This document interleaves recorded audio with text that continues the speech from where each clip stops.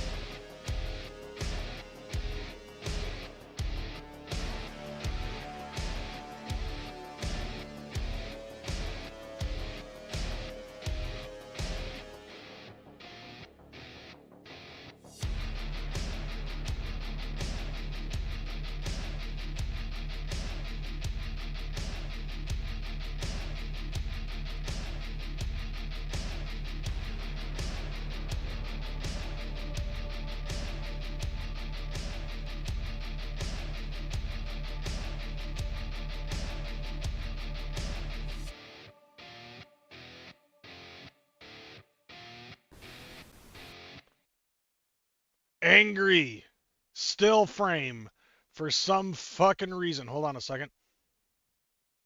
Much better. What up, y'all? Welcome to the Crazy House.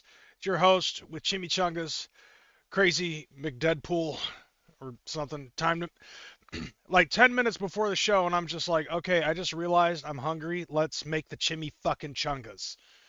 And that's exactly what I did. And then I hit play. But anyways, how's everybody going? How's everybody's week? And we had Thanksgiving on the rise, and it is now come and gone. We are one day away from Mariah Carey annoying the shit out of everybody, if it hasn't already been happening since fucking Halloween. You know what I'm saying?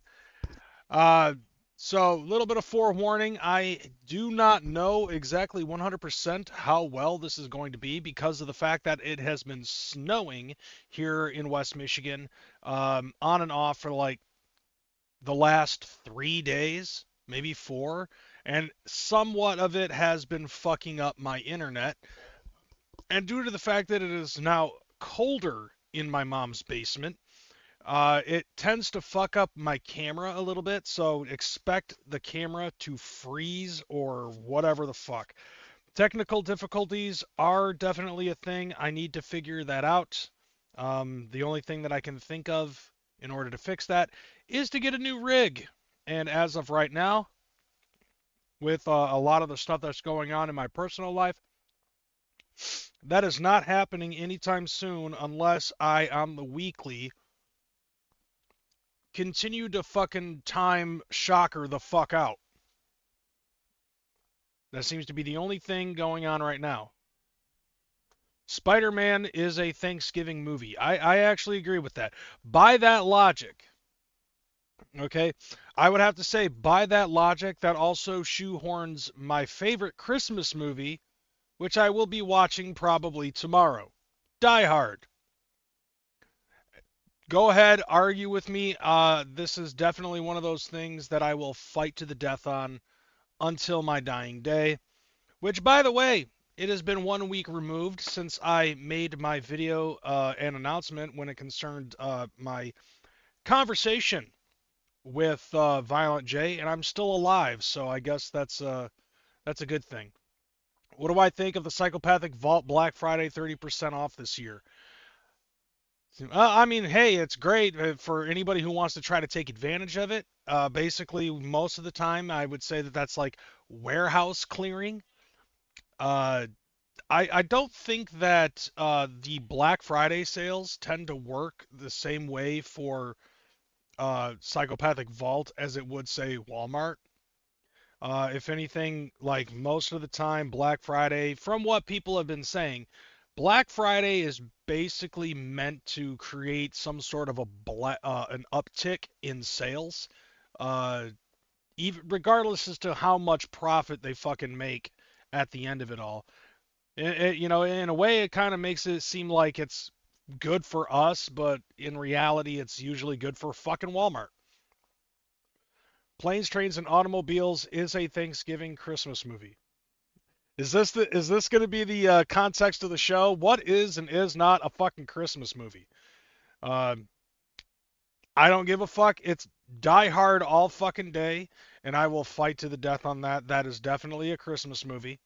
One person that I know for a fact tries to argue with me on this shit. There was a piece of information that somebody ended up saying about that seems to make a little bit of sense as to why it is lockstep a fucking Christmas movie. And that is that the Nakatomi raid would not happen and it would not work out if it wasn't on Christmas Eve because they needed hostages in order to fucking get away. Any other day that Nakatomi Plaza was closed, all of the workers would not be there. Therefore, no hostages. No hostages, they can't get away. It's basically how it works. Let me eat this chimichanga.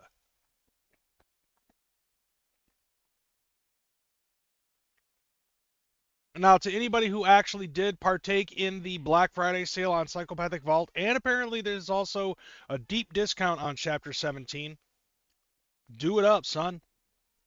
I did not make mention of, what the hell is going on upstairs? I know, Vito is going to be knocking on my door. That's probably why there's so much screaming upstairs. Uh, I can hear my mom yelling, and I know it has nothing to do with me. So it is what it is. But anyways, so yeah, Violent J hasn't sent any shooters on me yet, so I think I'm in the clear. As you can also see on my YouTube channel, I did make the highlight video because, well, who's really gonna fucking look at my live stream and say I'm not going to sit around for 2.5 hours and wait for this thing? But then again, that's the reason why I shot it out first.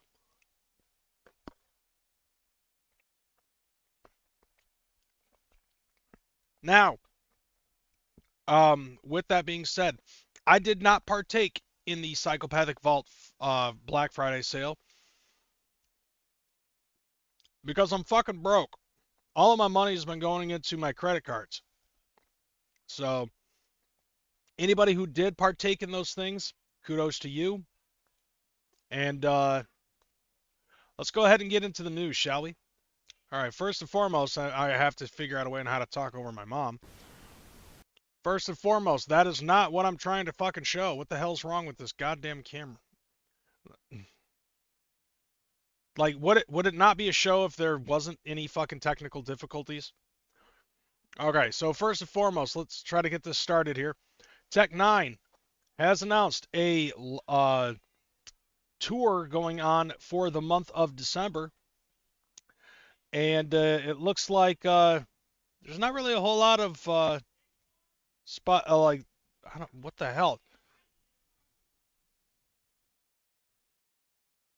My mom's crashing out on my kids, I think. But anyways, yeah, so like here we have a little bit of a legend on here as well. If it shows a crown, King ISO will be performing.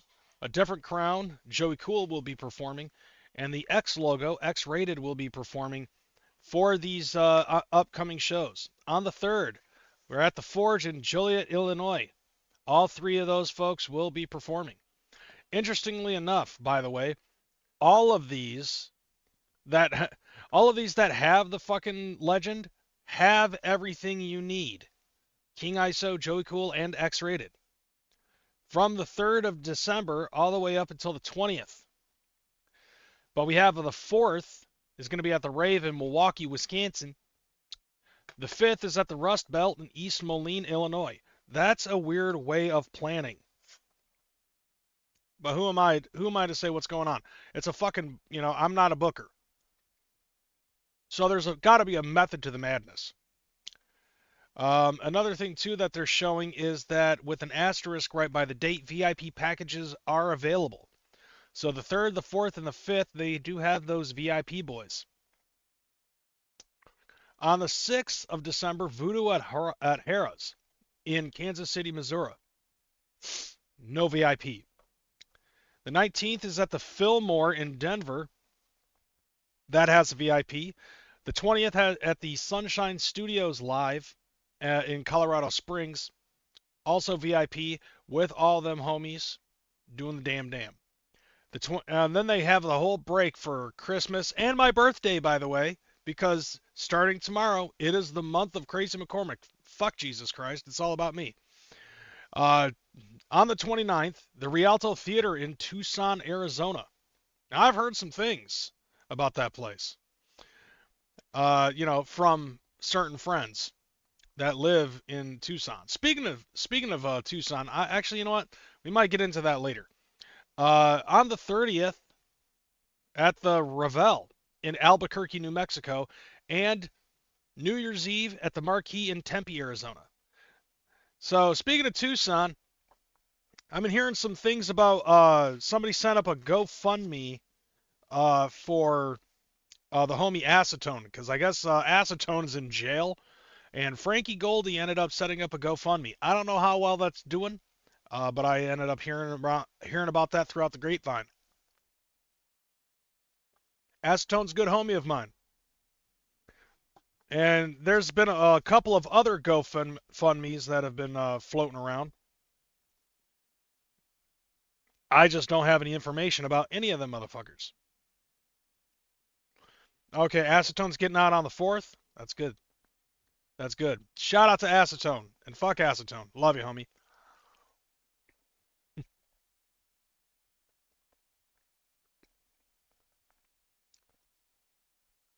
Free Acetone. So, y'all are juggalos. I know you're big fans. Oh, 2,500 is what the GoFundMe is up to? How much was the bail? Wasn't it like, I don't know, wasn't it like $10,000 or some shit? I don't know the full details of what happened or like what's going on, how much they need, any of that shit. All I just know is that it exists. But yeah, so for more tickets and info, you can go on strangevip.com, Tech9's Instagram, or his Facebook fucking page.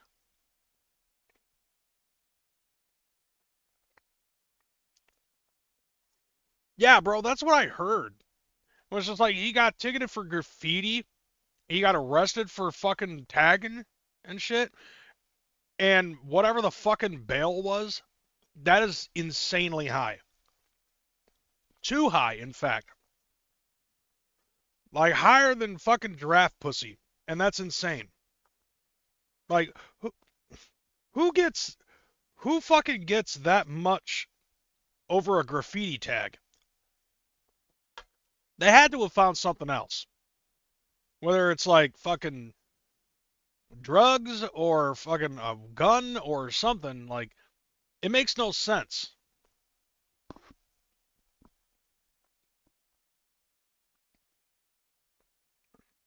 It's fucking ridiculous. Let's see. Hell yeah, DJ Zombie, I appreciate that. Bizarre17 says Tennessee is fucked. Why is Tennessee fucked? Is it because of that shit that we're talking about? Hey, fam.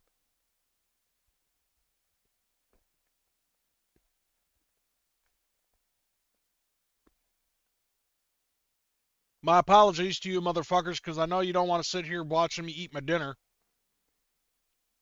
I'm pretty sure that that's not as exciting as anything else that I would be fucking talking about.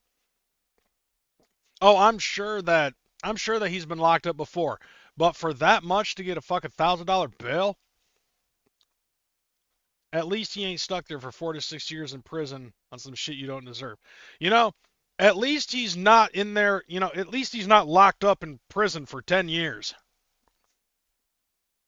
You know, there's always a silver lining. And in this case, I would have to say, yeah, be happy that you're not locked up in 10 years and you're fucking obsessed about it.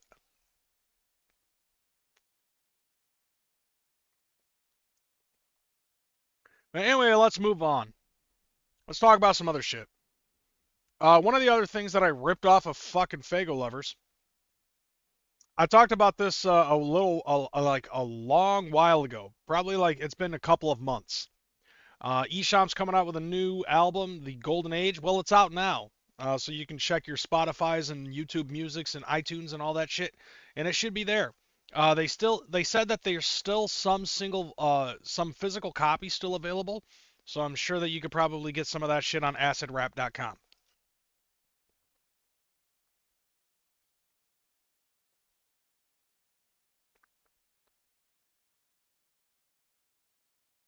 A little bit of jail time does anyone good? Not me. I actually saw this video. It was a fucking YouTube short before I fucking started the show when I was trying to do some last minute research and shit. And I came across this short where this dude was talking about, uh, I guess the reason why juggalos in prison is such a, like, I guess it's still being talked about. Like there's beef or something like that.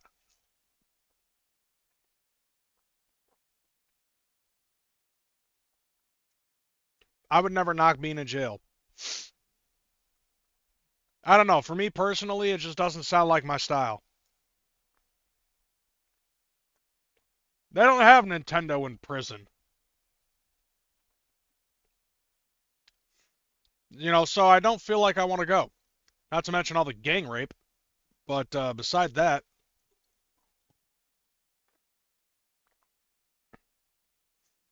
it just doesn't sound like a fun time.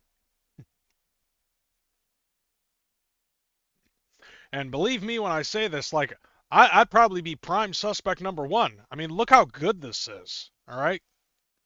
Like, I would look good in fucking orange.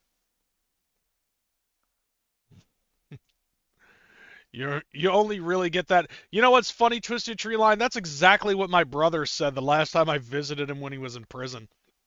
He's like, it's a common misconception. He told me. He ended up saying, yeah, like the only people who get that are the ones that want it. I'm like, unless you fuck a kid and that's the reason why you're in prison, that's a whole different story. All right, so we got this coming, we got that up, and we got this next one. So this flyer had been going around at Hollow Wicked. America's Most Wicked. Ouija Mac's new album, and it is also currently out now. I can't believe that. I still can't believe he fucking tattooed that on his fucking eyebrow. But it is what it is, I guess. And it turns out that he knocked up his fiance, and so yeah. I mean, that's awesome. Is the CD good? Honestly, I have not listened to it. I just checked it on Facebook or on Fago Lovers. My bad. Hell incarcerated juggalos in Utah, and as a matter of fact, that's where the guy was talking about. I guess it all originated in Utah. Some dude with fucking dreads and was having issues with like some other fucking set, and they were like, "What set you claim?" And he's like, "Oh, I'm a fucking juggalo." And so I guess after that, juggalos in that prison specifically have been greenlit, and that like the issues between that dude and that set kept happening, so they beat the shit out of him. And I guess I guess he ended up starting to recruit juggalos into the fucking shit ever since, and they in prison, I guess they treat it like a fucking gang. But it's like out here, it's a completely different story. What gang members do you know that fucking sit around and play Final Fantasy all fucking day? I'm so gangster, dude, because I fucking play Pokemon Legends ZA. You know, like that's my level of gangster.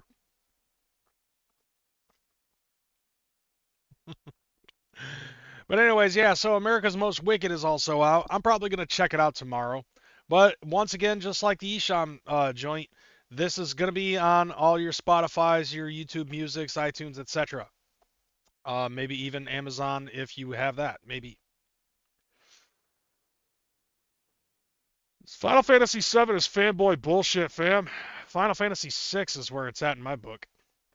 But this isn't the only thing that he released. He actually also released this, which is physical shit.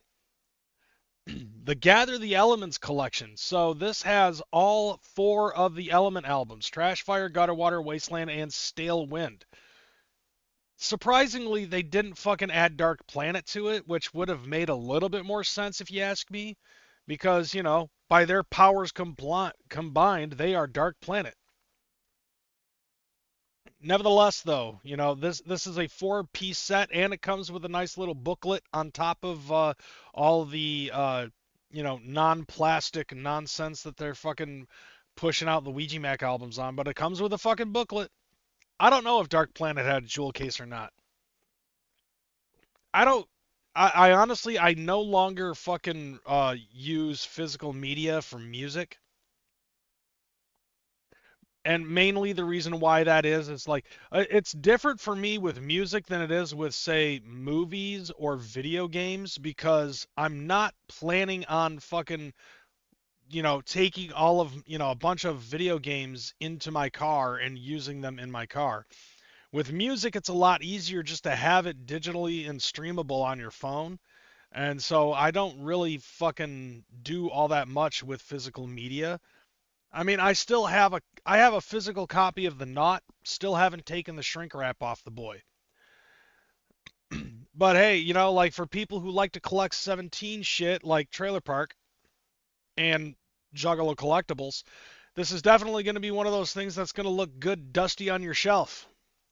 So apparently, like the value of this is 80 Dara, $20 per CD. Boy, I haven't seen fucking sales like that since Sam Goody was a thing. But I guess I would assume though that it's just the main elements, not like the side shit. It's just trash fire, gutter water. It's not water damage. Wasteland, stale wind. Like those are the only 4 that are on this boy. And so $80 comes with its own little booklet. And I believe that's out and available now. So I'm assuming go on the website. All right, so we got some other stuff outside of releases, and this is one of those main things. So, Dr. Green Thumb Show, Be Real's fucking YouTube channel. Apparently, according to Fago Lovers, this was another episode that they made mention of ICP in. And unfortunately, they had the link to the video on Fago Lovers where Be Real was showing fucking Clown Love. But now it's private on Fago Lovers. So, like, what the fuck? Yeah, video is unavailable. This video is private. It's still fucking private. I literally just refreshed it. But it says the latest episode of Be Real's TV, The Green Thumb Show, is a must watch. Cypress Hill's own Be Real, Sendog, and the crew dedicate a segment to showing respect for Insane Clown Posse and the entire Juggalo family. The conversation you'll want to jump to starts around the 34-minute mark, where the hosts spend time talking about ICP and giving the entire Juggalo fan base major props for their loyalty and dedication to the music and culture, even if Violent J calls you a fuck-ass Juff. This recognition is capped off at the end of the show, where one of the hosts drops a final appreciative shout-out to the community. Yo, shout out the Insane Asylum. That's at the 1 hour 55 minute 56 second mark. Don't miss the West Coast legends showing respect to the Detroit Pioneers and their loyal family. Watch the full episode below, and you can't because it's fucking private for some fucking reason. I don't know why. Yeah, that's exactly right, dude. If Violet J calls you a Jeff,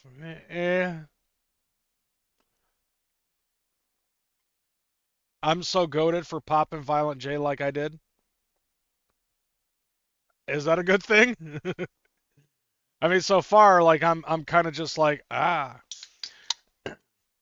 A few weeks before that, he talked about the Waffle House incident and how about it ICP is.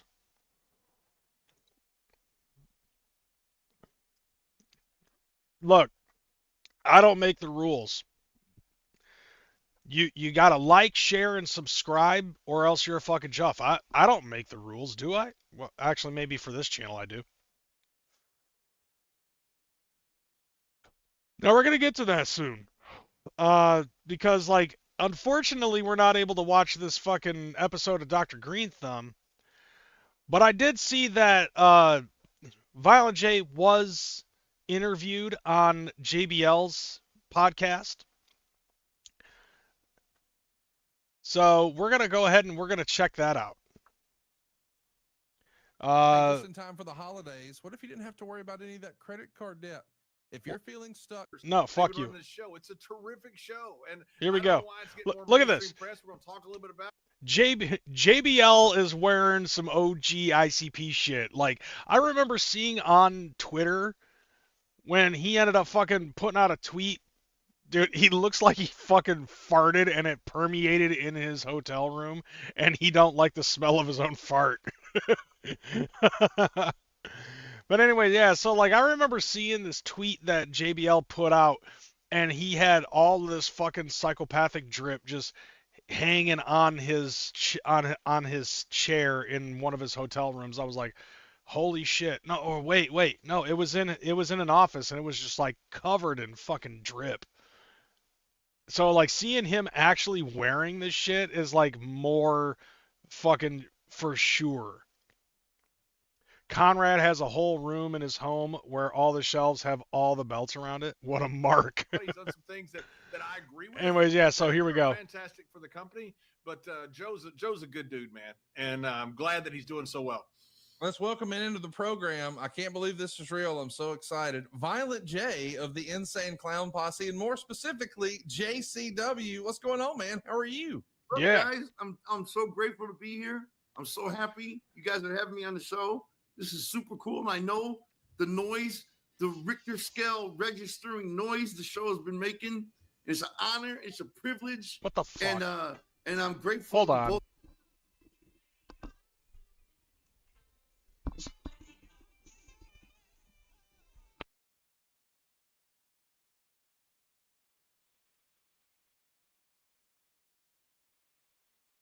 And by the way, I just want to say, fuck Crazy McCormick.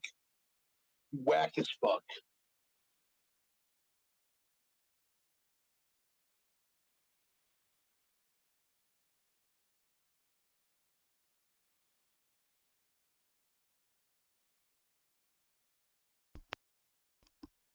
People calling and too many cooks and all that other shit. Dr. Shocker with that $10 boy saying, time me the fuck out. Juggernauty. Hell yeah. I'm starting to think that he might be, alright, so we got 20 minutes. Alright, we got 10 minutes. I'll put him out for 10 minutes since he dropped a 10 boy. Yeah, so like this, I think this just recently came out. JBL was the last true heel in pro wrestling when he was champ. He didn't get ironic cheers like MJF does. JBL was the last heel. Hell yeah. Dr. Shocker on that cameo. All right, everybody heart Dr. Shocker if you can. But anyways, yeah, so like sorry about that, but like my phone started ringing and too many cooks. At first I thought it might have been my fucking mom. Be like, you need to get upstairs. You guys for Anyways, JCW, what's going on, man? How are you? look, guys. I'm so grateful to be here. I'm so happy you guys are having me on the show. This is super cool. And I know the noise, the Richter scale registering noise the show has been making. It's an honor, it's a privilege, and I'm grateful to both you guys for having me on the show. Man, we're so excited to have you here. he looks totally unfazed by what I said. I'm just putting that out there because I'm pretty sure that this happened like after he fucking, messaged my shit. Oh, by the way, spoiler alert, his cat will be sitting on top of the fucking couch halfway through, licking its butthole. And of course, we could talk ICP until the cows come home. I grew up on your stuff and just so honored to call you a friend. But the real initiative in the wrestling space for the past few months has been the resurgence of JCW. Yeah. It was a little over a year ago. I saw the show for the first time in person in Birmingham. And I don't know if we've ever talked about this, Violent J, but one of the promoters who were there, I just happened to bump into him and we had a quick chat. And he said that's the biggest crowd he's had since Lil Wayne years ago. There's the cat. And I thought that was phenomenal. That shows you the power of ICP and JCW. But I think there's a lot of misconceptions out there, Jay. I think a lot of people think that a JCW show is really an ICP concert. And sometimes you do get a 2-for-1 like that. I mean, it's kind of like that. JCW is a lot more than just the Insane Clown Posse, right, Jay? So, like, in this interview, like, and I already watched this. I watched this before I went live. He does kind of go a little bit into what they do when it concerns JCW. JBL also brings up other things involving like the camera work, the work ethic, and also Vince Russo. And I'm putting this out there because it's like, okay, this might give everybody out there who has a similar mindset about the video that I put out there a little bit of a different perspective on things. Because remember, I had an opinion, but ideas change. You know what I'm saying? Opinions can change too. Oh, of course, yeah. JCW has been around for 26 years as JCW. Even before it was JCW, there were other shows we promoted and put on, Hellfire once Wrestling. we established a company, it became JCW. And yes, JCW often, very often, is sort of the opening act for ICP. And they also do matches like in between the sets too. Like when you go to an ICP concert, the first thing you'll see is a wrestling ring in the middle of the floor with a guardrail around it. And we don't have seats. This is like almost like a concert. The ring music is concert volume. All of our shows are held in rock clubs. Even the shows that JCW does without ICP, the shows JCW does on its own, is always held in rock clubs. See, that's interesting. With a rock club atmosphere, with the guardrail around the ring, and it's like standing room only, sort of like a concert. There may be seats and stuff in the balconies, or depending on the venue, but. Okay, so Cinderella's saying, TPC saying wrestling is so political and cliquey. That's why it's difficult for JCW to succeed. The show has been real good lately, which is interesting because, like, a lot of the stuff that I've talked about in my fucking video, which, by the way, I unlisted out of respect for Violent J, I know that that's going to be a questionable decision to some people that I talked to before the show. But I feel like it is the more respectable route to go since I did go, since I did come out as a man and fucking said, okay, I might be fucking wrong. What little bit of JCW that I have been seeing since the GCW invasion angle, uh, it's been good from what I've seen so far. It's a very different feel, but this is something we've done, from the beginning of ICP's career, basically, is had wrestling on our shows, Mm-hmm. And for the last 26 years, JCW has been a part of ICP's concerts. Not all of them. Sometimes we tour with JCW, sometimes we don't. But now that JCW Lunacy is here, and that's our weekly show, we film those episodes before the ICP concert. So if you're going to see ICP on tour anytime in the near future, probably next few years, you're going to see JCW there as well. It's pretty much a guarantee. But you can also go see JCW on its own. For example, in the month of January, we've got 16 shows that are primarily on the West Coast, where they start off in Texas and they go all the way up to Seattle. There's like 3 or 4 shows in the state of California, and then it goes through Vegas, and I believe the last show was in Denver. See, that's interesting because, like, okay, it's like, okay, this is exactly something that I had believed that I've said off camera to some other people, where it's just like, okay, look, one of the few problems that I feel like JCW has is the fact that it being so tightly knit together with ICP that in order for JCW to succeed a little bit more, you have to figure out a way on how to separate JCW from Insane Clown Posse and make it its own thing. That's like that was one thing that I feel like for JCW has always been a major Achilles heel. Just because like when it's not fucking advertised without ICP, and I think this is something that Jay noticed back in the day too. It's like I don't know very many times that JCW was booked without ICP being involved in it in some way, shape, or form. And not to say that it hasn't happened, but when it has happened, I don't see any advertising for it. I'm having a hard time fucking trying to figure out when there has ever been a time that Insane Clown Posse did not have JCW booked during an ICP, like outside of an ICP event. Let's see. This is on a podcast with JBL and Conrad. I found out about it due to Seth Moon on Fago Lovers. Let's see. Hiring Russo was going to be an uphill battle because so many pundits dislike Russo by default, so they want to jump on the chance to hate it. And believe me, I am a victim of that as well. But that's what I'm saying. That show is just JCW, but there's other bands on the show as well.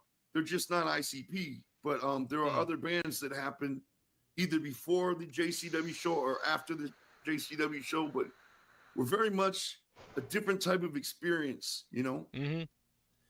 I want to co-sign that. I got to tell you, I didn't know what to expect. I have been to an ICP concert before, but I'd never been to a JCW show where there was also JCW shows are it is dope. a totally different vibe. I think like it definitely, like JCW, what I feel like makes its magic is the fact that it has that ECW feel to it. You know what I'm saying? Like it feels like an ECW show. But for the most part, I'd say that it's designed specifically and solely for juggalos, and it kind of always has. JBL fell asleep, by the way.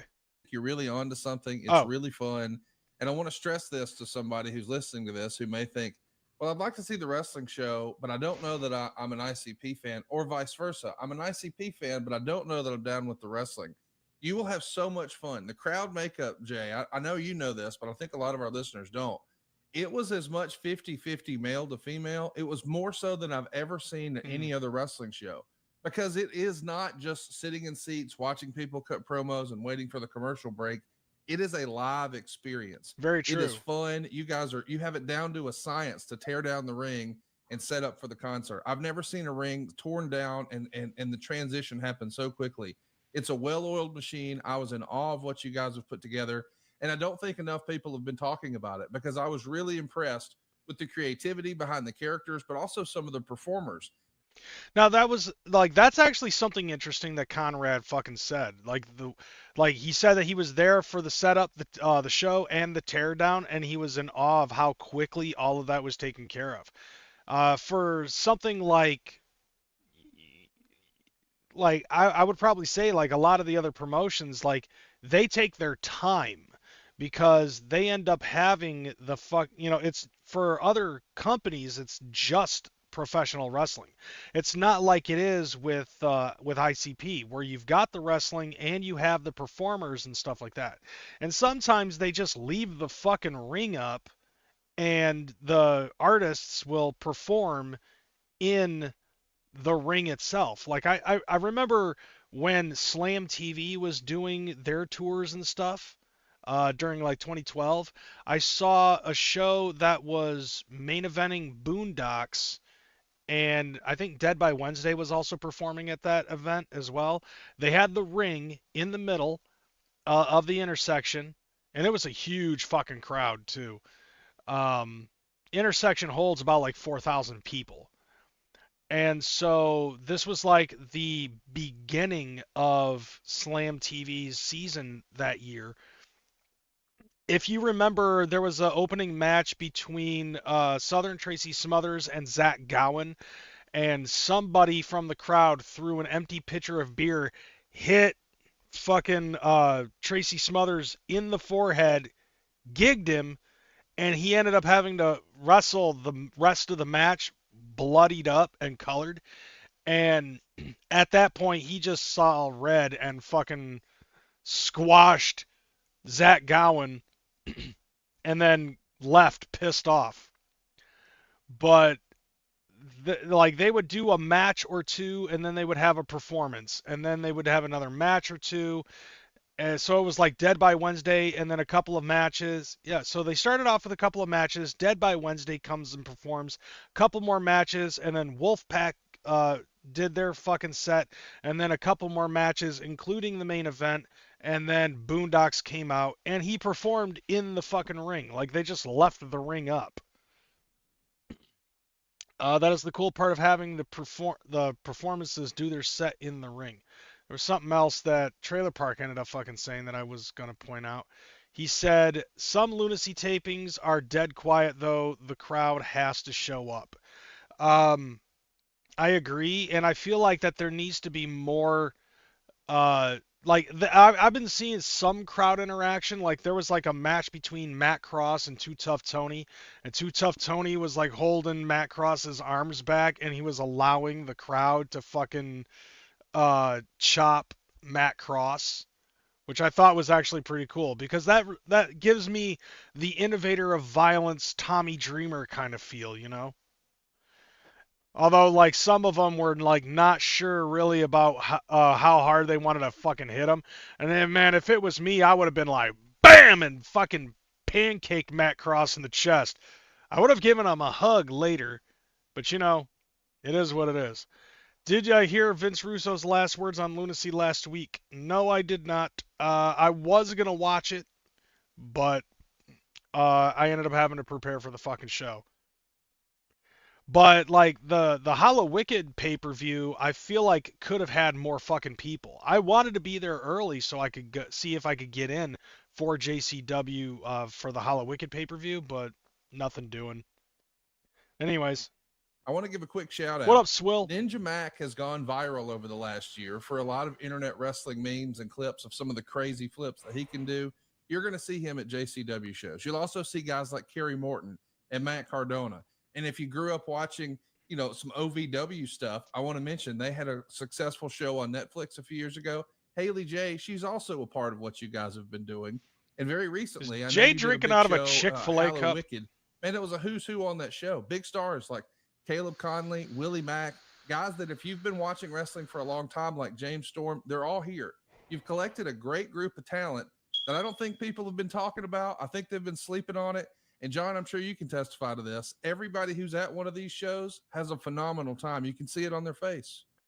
Let's see. Imagine Enzo Amore in JCW. I would love to see Enzo Amore on JCW. I feel like that would be a good fit for him. But like you saw his attitude when he became the cruiserweight champion on 205. So it's like, I don't know. Dude's kind of got a big ego. Yeah, and I want to give Violent J a chance to answer, but I got to say, look, Conrad, I've been involved in wrestling for 30-something years. I've been behind the scenes with WWE and behind the scenes in a lot of different companies. I'm blown away by what Insane Clown Posse does, by what Violent J does with JCW. That right there is a badge. Concert on acid or something. It's just, it's fun. It's shot incredibly well, and that's what I love so much about it. It's shot in a different way, and it's an incredibly well-run show, but it's a fun show to go to. I don't understand why they don't have more traction. I think they're getting it now because of some of the publicity, because of what they've done with bringing in Vince Russo recently. But this thing has been which is true for years. They do an incredible job. Me and Ron were at the gathering. We were blown away by how good JCW is. It is just a fun show. I would go to see this any day of the week. I've been to so many different shows, so many independents. This is one of the best wrestling shows I've ever been to, and it's consistently that good. Like that's actually I think coming from JBL is definitely a fucking badge of honor for Jay. You know what I'm saying? And I think, like, according to Wikipedia, it says that they try to do their camera style very similar to that of Natural Born Killers, which is exactly how ECW used to do their shit too. So it's like Jay takes elements from different promotions and he incorporates it into JCW.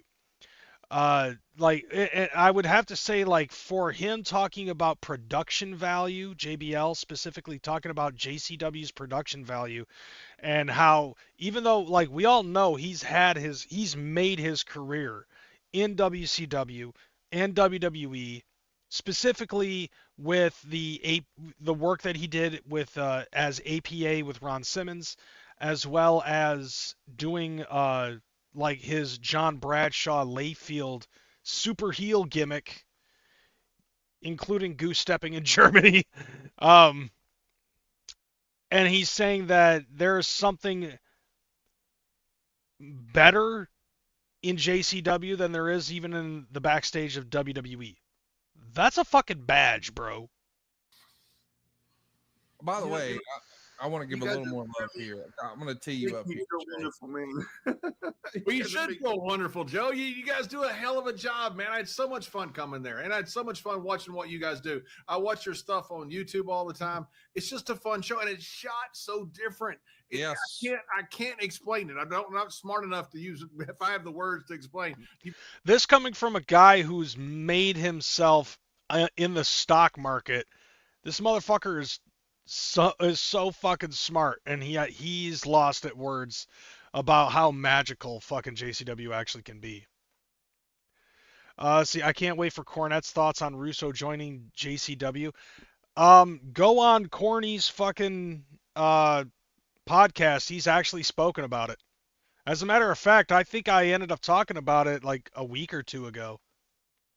Maybe even longer than that. There's an episode of the Crazy House where I covered Corny speaking on it. He has spoken on it. And it's like, think about that, okay? Like, I talked about this multiple times.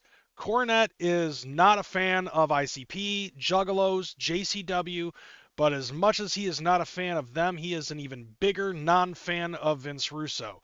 So you have to think, if he cannot laugh this off, he would fucking die of a stroke. Thinking about this team up of Violent J and Vince Russo running a wrestling promotion. And remember, I talked about last week how, like, even though I like certain things that Cornette talks about, because, you know, he does have a love for a lot of the old school territory days and shit, he tends to forget where fucking, you know, it comes off like he tends to forget exactly where professional wrestling got its start, in the circus. And you would think that it would be interesting as hell that a clown is running his own wrestling fucking promotion. You know what I'm saying? You got to check it out to see it, how it's shot. It's almost cinematic the way it's shot. It's really incredible to what you guys are doing. The vibe and energy in the building, there's no lulls. I mean, it is a party atmosphere the entire time, which is why I was saying I think the ratio is more 50-50 for male and female. And I think that one of the things that does make it a party atmosphere is, like, so you got Too Tough Tony, he'll come out and he'll give people shots of fucking Bacardi, like, straight to the mouth, you know, from the bottle to the mouth. And then you've got other fucking wrestlers who will go into the crowd, take a joint, smoke a fucking hit, which I think we saw fucking Too Tough Tony do that at Bloody Mania.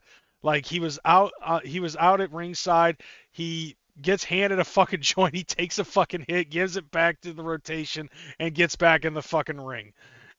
So it's like, and you know, especially with, like, the fucking Weed Man, you know, like when the Weed Man was in JCW during the Slam TV days, like, that's exactly how it fucking went down too, because that dude was smoking legitimate fucking weed, and then he would pass it to the fucking crowd. He also passed it to his fucking tag team partners. Because I saw people there on dates, and respectfully, I don't know how many people take a date to an AEW or a WWE show. I'm sure it happens, but I'm saying it was that sort of vibe. It was a club party vibe. But there's a lot more to ICP and JCW than just that. I know. Oh yeah, speaking of which, since he's, like, still on the talk about the fucking party vibe, you remember that fucking DJ that they hired in WCW? And then they also had, like, Ricky Rackman in that bitch for some fucking reason. And it's just like, dude, you don't need the Headbangers Ball guy fucking working for WCW.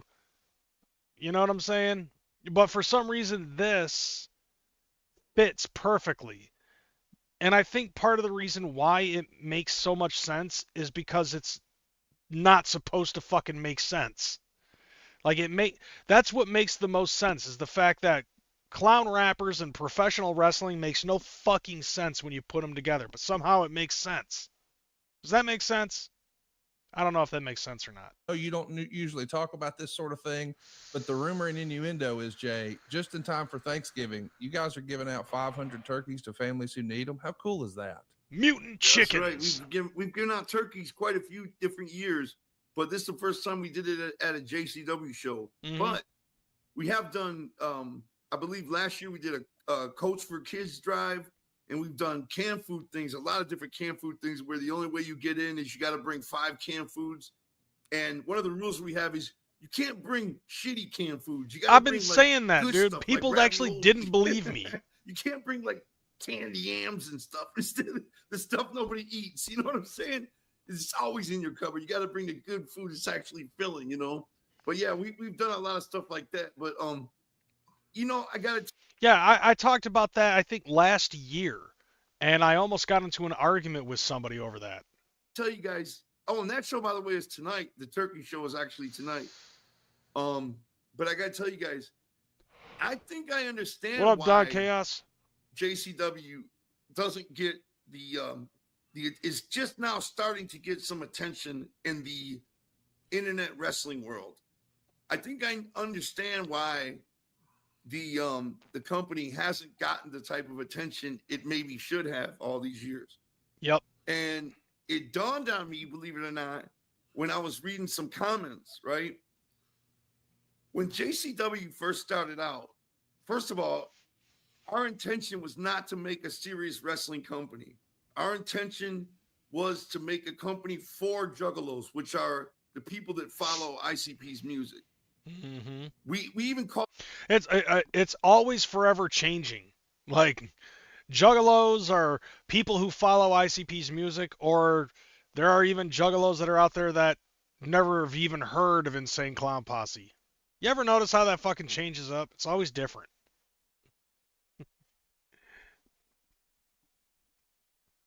Other company, Juggalo Champion Shit Wrestling. Okay, so Trailer Park Cinderella was asked, what was it like interviewing Violent J? Are you still in disbelief that you pulled it off? And he responds, very surreal. And he sends me memes still, mostly wrestling related. He sends me hate mail. It's funny now. And every match was a gimmick match. There was barbed wire. There was funny gimmicks. There was outrageous stuff going on. The commentary was me and Shaggy. Now, keeping in mind, too, remember, the inaugural heavyweight champion is, speculatively speaking, it could be Violent J's brother Jump Steady under a stupid rubber mask, but we all know that it's Evil Dead, and the inaugural champion is a dead body wrestler. He no-sells, and then at some given point in time in the middle of the match, he realizes, oh yeah, that's right, I'm dead. And then he just falls dead. And then he pops back to life. It could be Violent J's brother Jump Steady, but there's no proof behind that. And we were clowning the whole time, cracking jokes, making fun of everything. Yeah, it was very Stranglemania-esque fucking commentary. Which, honestly, I miss that. And that's what we did for like the first 2 years of the company. And so all the attention we got when we first started a wrestling company, that's what everybody saw. You know what I mean? Yeah. So to shake that... I mean, you don't think that shit in hindsight, for though, years you know? after that, even after a couple of years and we dropped the name Champion Shit, we started getting serious. Okay, this is not shit. This is actual good wrestling we're putting on. With Ring Riders and nobody wants to come work for Tracy a company Smothers. called Champion Shit Wrestling, and we don't want to call ourselves that no more. So we stopped that after a couple of years. But even then, we still only focused on entertaining juggalos. We never focused on taking it mainstream, so to speak, you know? And that, I think, is a good realization on Violent J's part, that when you have this good of a product, don't sell yourself short. Because let's face it, even though the Juggalo community has started with Insane Clown Posse, and there have been a lot of additions that really help out with the Juggalo community, no matter what, it's still a low glass ceiling. And that glass is very thick. And it's hard to fucking bust through that. Even as a fucking content creator, it is very hard to bust through a glass ceiling and go beyond fucking Juggalo, especially for content creators like Swill, Bash, Humble, myself, so on and so forth. There is still a very low ceiling, and it's very hard to fucking bust through that. I don't think any of us would ever be able to surpass something like Insane Clown Posse. Not to say that none of us aren't going to try, but still, it's like when you're focused on a subculture, it's a very low fucking ceiling. And so when you're focusing solely on juggalos for this wrestling promotion, and you got to also remember, not everybody in the juggalo community is going to be a fan of professional wrestling. Like you're basically at that point narrowing it down to a percent of a percent of a percent. What those percents are, I'm not sure of right now. I haven't really done the fucking mathematicals. But you got to understand, with Insane Clown Posse being a rap group, all right, and their subculture is horrorcore or the wicked shit, that is specifically and solely going to be aimed at juggalos. And that's a small percentage of rap fans. And the same thing with metal fans, because you have two fucking cultures that are looking at this shit, and it's like too rap for metal, and it's too metal for rap. And then it's white boys in clown paint, and it's basically you're just kind of punching down nonstop to who's going to be the most dedicated and loyal to the and creating this fucking fan base and subculture. And then after that, you have to tag in the fact that you're promoting professional wrestling to your audience, which is the only audience that you know, and not everybody's going to be a wrestling fan. And then on top of that, it's like it's like they were fucking doing comedy wrestling on top of, it basically like calling the promotion champion shit instead of championship. It really shows that you're not really taking what you're doing fucking seriously. And I think that's something that Jay ended up realizing. And this is once again another one of those things where Jay is realizing you can't just keep it fucking juggalo, and you can't just aim it just at juggalos, because now you're looking at a fraction of a fraction of a fraction.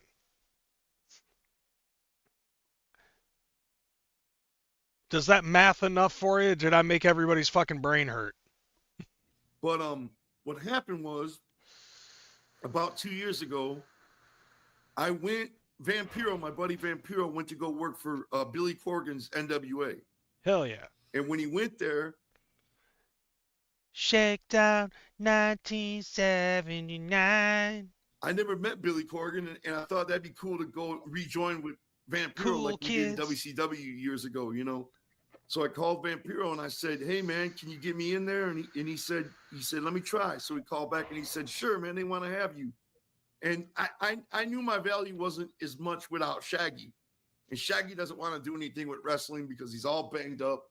He's super Yep. banged up. Yeah, his neck's all He fucked. just kind of does his own podcast now, and he's not really very much involved in wrestling at all. I don't even know if he watches it as much as he used to.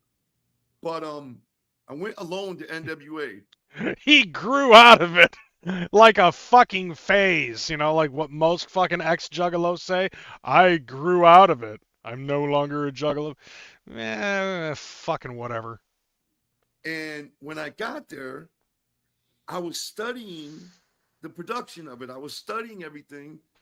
And I was shocked to see that their organization was really no bigger Whoop, whoop. than ours. See, Now, yeah. here's these.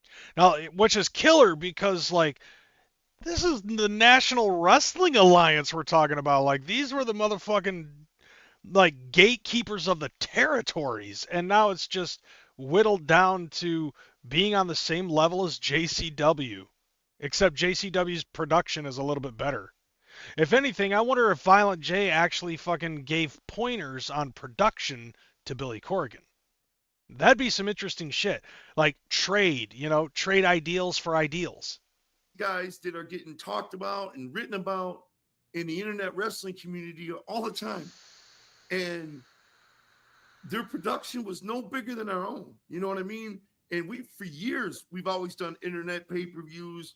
We've toured the country from day one. JCW's always been a national company. It was never regional or anything like that. I mean, if anything, I think JCW was the first internet wrestling because we always just pay-per-view. focused on the Juggalo audience, that's why it's never appealed to anybody else. We've never attempted it, and it's even in the name, Juggalo Championship Wrestling. If you're not a Juggalo, you automatically feel like it's probably not for you. But the way I look at it is, the word Juggalo is no different than, like, say the word renegade or something. Renegade is definitely not a fucking word that you want to use in professional wrestling. If you remember that fucking guy. There's got to be a different word that you can use rather than fucking renegade, bro. I know that he's trying to fucking fish for a word. Outlaw Championship Wrestling. There you go. It's just like meaning, you're a renegade or you're an outlaw. You know what I mean? Outlaw Mud Show Bullshit Championship Wrestling. I'm fucking wrong for saying that. No, but like I get what he's saying though. It's like, okay, yeah, Juggalo, Outlaw, they kind of go hand in hand. You know what I'm saying? In about 2-3 years or so, when we enter the final deck, just holy shit, guys. So it is for everybody, but we never focused it like that. But after going to NWA, I saw that everything they're doing, we've been doing for Yeah. years. Then after that, I went to MLW. I called MLW and I said, look, I Very know I'm true, not worth Don much Chaos. without Shaggy, but I would love to come there and see the operation and work a night with you guys. And they said, sure. And I went and did an event called Battle Riot or something like that. That's It's right. like a 40-minute Royal Rumble thing. And I studied their operation. I saw the way they shot their pre-tapes. I saw the size of their production, everything the way they ran it. And I found it, in my opinion, it was better than NWA, but still the production wasn't necessarily bigger than anything we had been doing, you know? Mm-hmm. And then I went to GCW, and I stayed at GCW for a while. And I really got to know Brett Lauderdale, the owner of GCW, and he became a really close friend. And so did Saint at MLW. Man behind the And curtain. I'm able to pick those guys' brains. Like and you're talk to breaking them the kayfabe, fam. about how their fans are the wrestling community. You know, our fans have always been juggalos, but their fans are the wrestling community, you know, and I want those fans. And so they've always been able to give me advice and everything. And after going to those places, and I even went to AAA, we did Triple Mania, and I went to Big Japan even and did a show for them, a weekend of shows for them. And after that, man, I really lit a fire in me. And I was like, man, we can do this. We can do this. We can do. Did he also what talk everybody's about his doing fucking and stint in focus on- Japan? We can show, instead of making this for juggalos only, we can show the world how good of a promotion us juggalos can put on. You know what I mean? Okay. We can make this product for the world, make it for everybody. Okay, so now things are kind of becoming a little bit clearer. Like if you go back to last week and even a month prior to that, right? This whole thing that happened with my video and shit. Like this is the mindset where Jay is at right now. When I made the fucking video, I wasn't thinking expanding. You know, I was thinking this is just all this is just fucking just juggalo shit. So, like when I watched that, I was like, that's the light bulb that fucking lit up. Was Jay is thinking of expanding JCW and making it even bigger than just the juggalo community.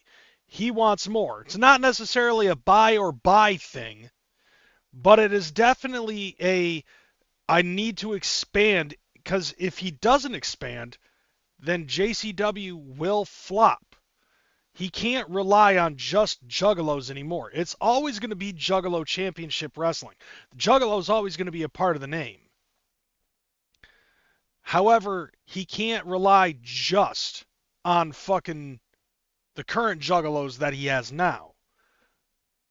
And who's to say whether or not that wrestling fans will become juggalos because of what JCW provides?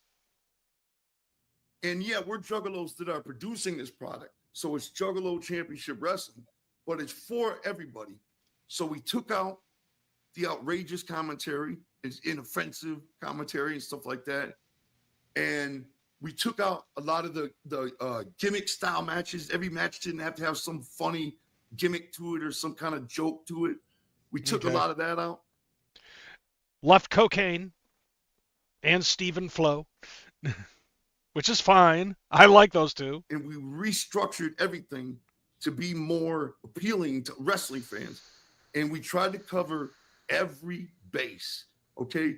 When you look at MLW or even GCW, a lot of their stuff is based on fantastic wrestling, like 5-star matches, like 25-minute long matches and stuff like that. The shit that makes Dave Meltzer's dick get hard.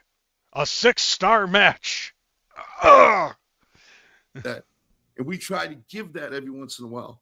We also try to give incredible storytelling and vignettes between matches. We also try to take death matches and use that rarely, but when it means something. See, like that I actually feel works a lot better now, rather than constantly having, like, how in ECW, like, every match was an Extreme Rules match. You know, unless there was, like, a way to go fucking harder, which was rare, like the Taipei Death Match. But, like, with this, like, and you can see it in the product, too. They've really toned down a lot of the deathmatch wrestling. So there's actual wrestling going on. And, you know, they still have their hardcore juggalos and shit like that. You know, they still have their hardcore wrestlers, like Madman Pondo, who I'm pretty sure is in some way, shape, or form related to Swill. It's the face. When it really means something, we'll go there too. We try to give every type of fan what they want. It's just not only that. It's not only 5-star matches. It's not only death matches. Yeah, like, bro, as another prime example, like this past episode of JCW, I watched the first match, Lucha Libre style shit, man, and that actually reminded me of how it used to be in WCW, like during the Nitro days, because they tried to provide something for everybody as well. Like, you had your old fucks and you had your up and comers, but you also had Lucha Libre with the Mexican luchadors. You know, you still had, like, other big matches. And I think that that's pretty fucking dope that, you know, when JCW first started, yeah, he's right. There was a lot of fucking gimmick matches. You had that fucking deathmatch battle royal, and it was a lot of local talent. And then you also threw Twisted into the mix for some fucking reason. The main event ended up being Truth Mark Doinky and Tarek the fucking Doink versus ICP for the JCW tag titles. And yeah, Luigi Primo is fucking dope. I love seeing that dude. I saw him walking around at the Gathering of the Juggalos, and he was still fucking waving that fucking pizza around, like doing tricks and shit, walking around like it ain't shit. But, like, JCW is toned down to have a little bit more of a serious style of promotion, but it's also, like he said, he's trying to create something for everybody. And I think that, you know, you have that, but you have the regular style matches, you have your hardcore matches, your death matches, Lucha Libre being another style. I need to see some Puresu. You know, let's watch two Japanese guys just fuck each other up and get, take, no sell headshots and shit. You know, because that's always fun to watch. Like Tanaka, holy shit. It's a little bit of everything. And going to all those places and studying their fan base and studying their operation, I felt like it really gave me the knowledge for how to take our company and present it to the world. Yeah. And that's what we've been doing now for the past 15 or 16 months. Every Thursday at 7 o'clock on YouTube, we have a brand new episode of JCW Lunacy. And it's fun because, like, for example, the last 3 weeks, we've had 1,000 live viewers or 1,100 live viewers watching the episode as it airs. Mm-hmm. And I remember us trying to break 100 when we started, you know what I mean? We weren't even getting 100 live viewers, you know? So it's fun to see it grow, slowly to see it grow. But, man, we're working hard. And, I'm getting more indulged into JCW Lunacy myself. The show, I'm proud of everything we're doing. I just want a chance to entertain wrestling fans, to show them how good of a product this can be, to show them how good this is. And I know a lot of people hear Juggalo and they think that's not for me. I'm not a Juggalo. I never liked ICP. That doesn't matter. Right. This is a wrestling program first. This is for wrestling fans first. Yeah. And I don't want anything for free. I want a chance I just ask for everybody's attention. There's the cat. For a minute to watch an episode or two, and maybe you will like it. Because I want to earn fans. I want to earn their attention. And I'm confident we can get their attention if they give us a shot. You know what I'm saying, guys? I know exactly what you're saying. I want to mention, too, the live experience is something else. And let me just quickly run through some of the towns you guys have been, because a lot of indies, they really stay in the same area. JCW is on tour. You guys have ran Detroit, Michigan, Riverside, California, Reno, Nevada, Garden City, Idaho, Jefferson, Indiana, Memphis, Tennessee, Fayetteville, Arkansas, Houston, Texas, South Padre Island, Texas, San Antonio, Texas, Dallas, Texas, Thornville, Ohio. I mean, New Jersey, on and on and on. This is not just a regional promotion. You guys have leveled up in a lot of different ways. And I think the way everybody has started to pay a little bit more attention to JCW is there was a lot of rumor and innuendo that Vince Russo may become the new booker of the NWA. Here's the meat and berries. He is now an investor, I think, in JCW. How did that all come to be, Violet J? Okay, here comes the fucking money shot, I think, for this fucking interview. I feel. Man, I'll be honest. I knew that JCW. See, look, there's the cat. Like I said, fucking licking butthole. Anyway, aside from that. Now an investor, I think, in JCW. How did that all come to be, Violet J? Come on. Man, I'll be honest. I knew that JCW needed something that was going to bring attention to this company, more so than I believe any one wrestler could bring, because we've brought in some really big names, you know what I mean? Mm-hmm. And had them on the roster. Yep, talking about Matt Cardona, Nick Nemeth, like those two names alone. You would think that, like, the way that Jay's been doing lunacy lately with, like, the GCW feud, and then also involving Matt Cardona now, Nick Nemeth being a part of that, and, you know, like, those are two indie guys as well. So, like, those you would think, because of their names, like, it would be a big draw. Fucking, especially Matt Cardona being the indie god, and then Nick Nemeth as well, and both of those guys have worked for WWE in the past as Zack Ryder and Dolph Ziggler. I almost said Dirk Diggler, but you know what I'm saying. So, but I think that, like, since they left the WWE, it's like, so they went under their real names, and their real names are not popping out as much as I would say their WWE names, because that's what they've been known as way more. Not to discredit those two, but, on top of that, you're, like, throwing them both in JCW. So I feel like that, for, like, the more hardcore wrestling fans who are going to be able to say, yeah, Matt Cardona is Zack Ryder.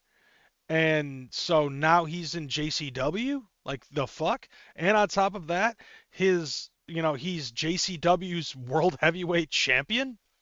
Zack Ryder going to JCW is something I honestly would have never fucking anticipated. I had a feeling one day it could happen, when one day I had him sitting in the back of my car, fucking Ubering him to his hotel after a WWE show. But I was like, man, it'd be cool as fuck if he was in JCW. Because Matt Cardona seems like a pretty fucking chill guy. Nick Nemeth, fucking, Dolph Ziggler being in JCW, never would have expected that.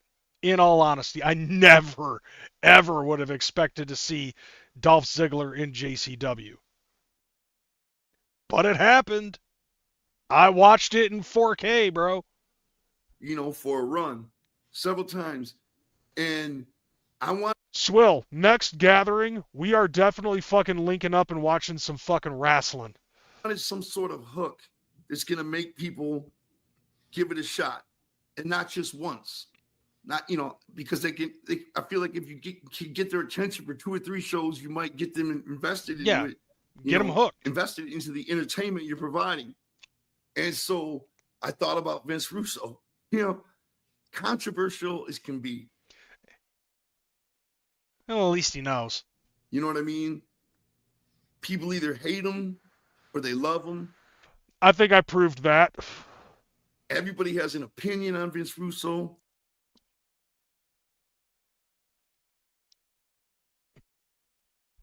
Yeah.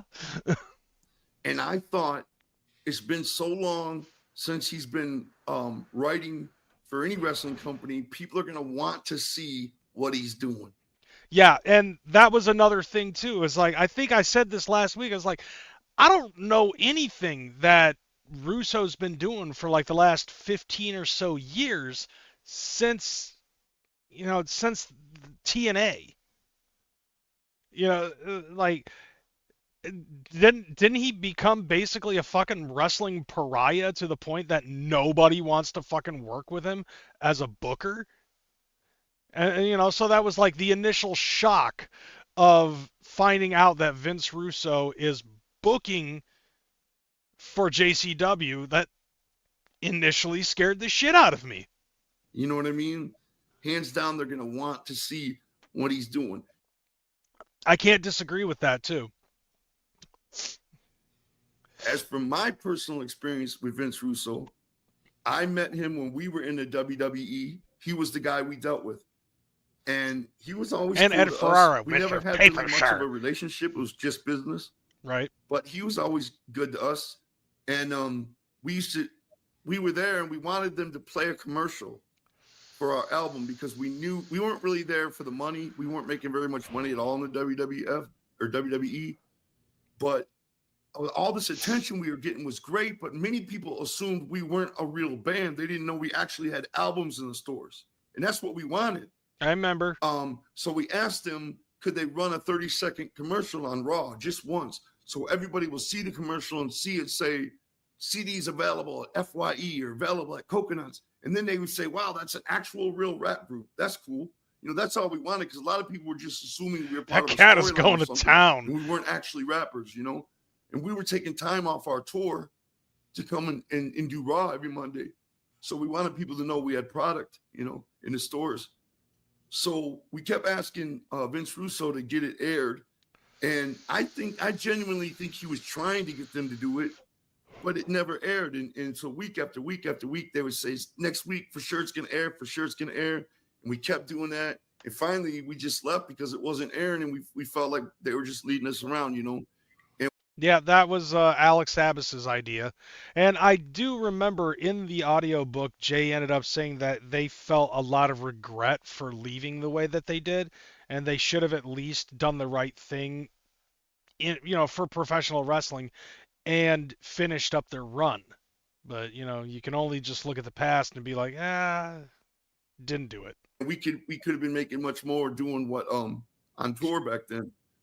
So we left WWE. Now, when we got the bug again and we wanted to get back in the ring, we decided to go to WCW. So we went there and we had a great run. And then Shaggy was this close to beating Lenny Lane for the Cruiserweight title. By then, Vince Russo had just come in to WCW. And we thought, man, he's going to be like, fuck those guys. They walked out on us on WWE. But I think he knew we had a reason to be upset. You know what I mean? Because he kept saying they're going to run the commercial every week. They're going to say they're going to run it next week for sure. And they never did. So I was surprised when he accepted us back into WCW. And now we're basically working for Russo again, but only in WCW. Which Russo did have a little bit more pull with the booking during that period of time. I mean, like, the best match that I had seen was involving ICP. I think it was ICP and Vampiro, and it was against Rey Mysterio Jr., Eddie Guerrero, and Prince Iaukea. And I think that was actually fucking awesome. It was at Road Wild in Sturgis, I think, in 1999. And one of the things I remember the most that I thought was absolutely the funniest thing, Jay goes in for a headbutt. I think it was on Prince Iaukea, and he sells it. Like, he headbutts Prince Iaukea, and then he fucking falls back and takes a bump.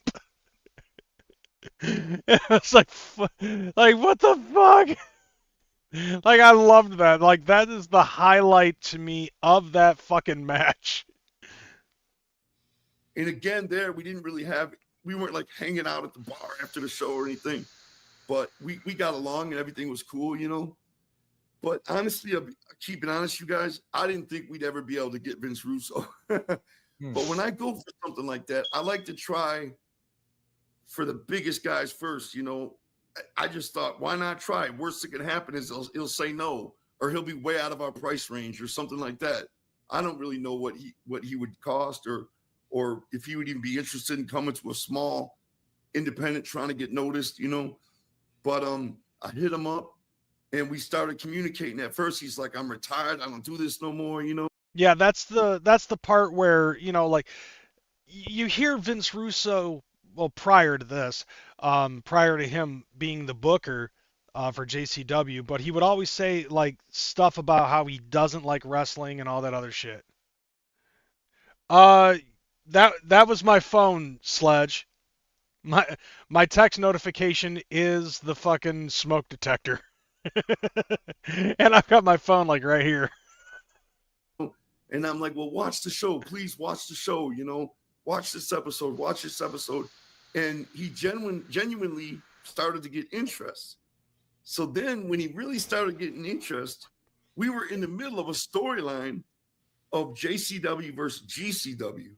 Okay. And that was a year-long storyline that ended at the gathering. And John, that's what you and Ron came to. Remember in the 2-day war, it was called. Damn. And it was JCW versus GCW. Yeah. So we were in the middle of that storyline. So we couldn't bring Vince in then because it would have been the bad timing. We're too focused on this main storyline taking up all our TV. Yeah, I agree with that. Like if they were to, because like they were bringing in guns like, you know, Bradshaw and Farouk, and incorporating them into the storyline. Like the feud, the invasion angle was the biggest fucking part of the entire storyline. Bringing in Russo at that point in time would not have made sense, or it would have actually completely deflated that entire storyline. So it would make sense just to wait until the fucking storyline was finished and then bring in Russo. And a lot of the hype that came with it, yeah, definitely set the world abuzz. The wrestling world specifically. So we told him, all right, well, now we got to wait for this end to end, which was like 4 more months. You know what I'm saying? So when that 4 months ended, we ended up calling him back. And I didn't, you know, I thought he might have changed his mind, you know, but he was right there. He's ready to go, you know, and we were like, hell yeah. That cat is So still then on going to town. He started writing the shows. And man, I've never given up writing. I always write the shows. You know what I mean? Mm. And at first, seeing what he wrote just looked crazy to me. And I was like, no way. That's not going to work. Oh, okay, so he's acting as a filter. Okay. That work that tracks, especially with a lot of the shit that I fucking said. Oh, this is a disaster. It's not going to work, you know? But then when I really concentrated on it, I was like, this ain't bad. It's just not what I would have done.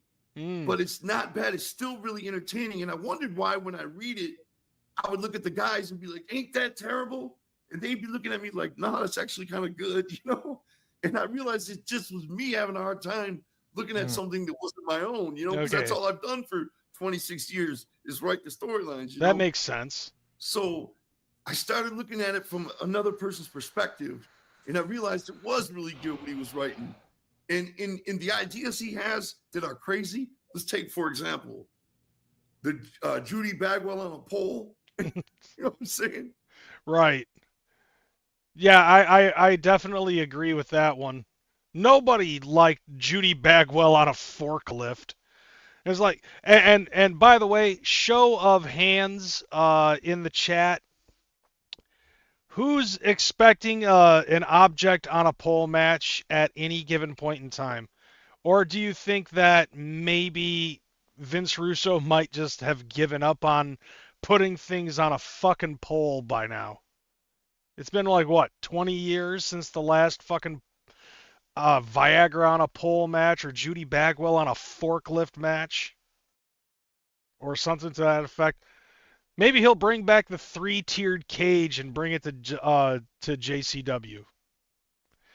I mean, obviously I'm fucking joshing here, except for the fucking Judy Bagwell on a forklift match. That was terrible. Like the whole setup was terrible. That's something I would have done.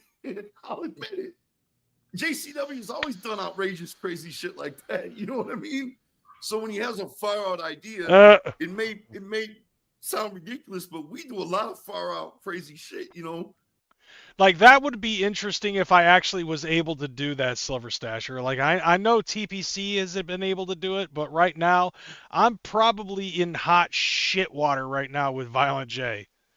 At least until he sees my video that I uploaded before the show. Dude, that fucking cat though is really fucking trying to take my attention away from what Violent J's saying. That cat is fucking busy. We got a wrestler called Cocaine. The best. Such a funny He character. could be my favorite wrestler in the world. You know what's funny is like JBL loves the fuck out of the cocaine gimmick, but at the same time it's like Kane, who actually is the reason for the inspiration of cocaine, he's like, well, you know, imitation is flattery, but it's not my cup of tea. Like, motherfucker, fuck you. It's funny. Like, it's awesome to have like a representation of Kane in JCW. Even if it's cocaine. But, you know, when it concerns, like, if he doesn't like cocaine, wait till he hears about fucking Blue Cane and Gain. Like, that's what I'm saying, Silver Stasher. You know, like, in a way, like, him addressing me makes it so that means that I'm on his radar. If not now, I have been for a while. Dude, everybody loves the cocaine gimmick. When I first saw it, I literally, Joe, I'd come to the show in Detroit on Devil's Night, October 30th, I believe it was. First time I came in with you. And when I saw cocaine, I literally called Ron Simmons from the dressing room and go, you've got to see this. This is crazy. It was awesome. When he pulled out the gimmick and he pours it all over his face, the crowd goes wild. It's absolutely insane. Like, I love that because it's like he's high on cocaine, so he's going to no-sell everything and he gets a little boost of power for a limited time. It's his own little fucking Starman from Mario Brothers, you know what I'm saying? He's all revived and everything. Oh, Yeah, so some of his outrageous ideas fit right in, you know, with us, you know. And that was something that I did not take into consideration at the time that I made my video shredding JCW for having Vince Russo on it. I never took into consideration the fact that he has so many crazy ideas, and with JCW being what it is, it could make sense. So in a way, I kind of have to give Vince Russo the benefit of the doubt with this. You know, JBL himself on his own podcast, when he found out about Vince Russo being in JCW, he ended up saying Russo comes up with a lot of crazy ideas, and JCW might just be the perfect fit for them. And there would be things I would say, no, I don't want to do that. And he was always super cool about it. He'd be like, okay, do you have something else you want to do, or you want me to just keep writing, you know? And that's something that, you know, I did not really fully consider. You know, like when I made my video, I ended up saying that Vince Russo works best as, you know, when he has a filter. And one of the things that I did not say was that in order for this to work, Jay's going to have to be the filter. And obviously he's going to be, because it is his company. And from what Jay's saying, like originally he wrote all of the fucking storylines for JCW, and which is good because we all know how creative of a mind Jay has. So like now you have Jay with Vince Russo acting as head writer, and he basically has to have the okay from Jay in order for these ideas to pass. And at first Jay was like, I'm not sure because I didn't write it, but half of the shit that he does write is the same shit that Jay himself would have written had he thought about it. And it's what he's saying in this interview. And I would either tell him what I got in mind or just have him keep writing. So every time I saw something I really didn't like, I would say, no, I don't want to do that. Usually I'd have a reason why. Yeah, see, that's always good to have context behind why you would deny it. say that doesn't really work because of this or this, you know. Yeah, that makes sense. And he was just really easy. That's to a deal good with, way but to there were fucking a couple do of it. times when it's like the bottom fell out, you know. There's a couple times when it just got too different for me and everything fell apart, you know. But then a couple days later, we start talking again. And I think it was him worried because he was really, really worried about coming in. See, this part I He's did not been know. through a lot. And he's had a lot of people disrespect him, you know, a lot of young wrestlers telling him, well, what do you know about anything, you know, and shit like that. When he's had bad experiences. And I think he thought we were going to be disrespectful or hard to deal with. And we, of course, were worried about him. What's he going to be like? You know, is he going to come here pushing us around? I'm calling the shots, you know. And that right there, when I saw this, I was like, this really makes sense and ties together everything that Jay ended up fucking saying. Because both of them were kind of, you know, like they were fucking trying to feel each other out with what it is that they wanted to do with the company and the way that Vince Russo was going to be received working for another promotion. Because, you know, let's be real here. Fucking Russo's got a lot of heat on him. You know, like nuclear fucking heat over the last 25 years. That dude has been getting a lot of heat. Now, a lot of it does come from Jim Cornette. Like, that's not a fucking stretch of a lie whatsoever. But, like, when you hear, you know, it's like what I said in my podcast last week. When you hear this shit enough times, it does stick in your fucking head, which is exactly what happened with me. Like, you hear enough of this shit, and it's like, okay, the death of WCW, the fall of TNA, you know, like TNA losing their fucking contract with Spike TV, and people would blame fucking Russo for it. Russo was basically the patsy. Now, I'm not saying that that's not entirely false, nor am I saying that it's entirely fucking true. I do believe that in some way, shape, or form, there is a certain amount of those things being true. So it's like when you hear about Vince Russo, you immediately are going to think this dude's a fucking pariah.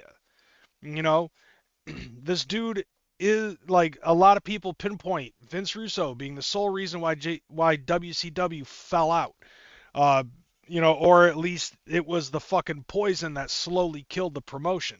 And the same thing with JCW and not JCW, my bad, TNA Wrestling.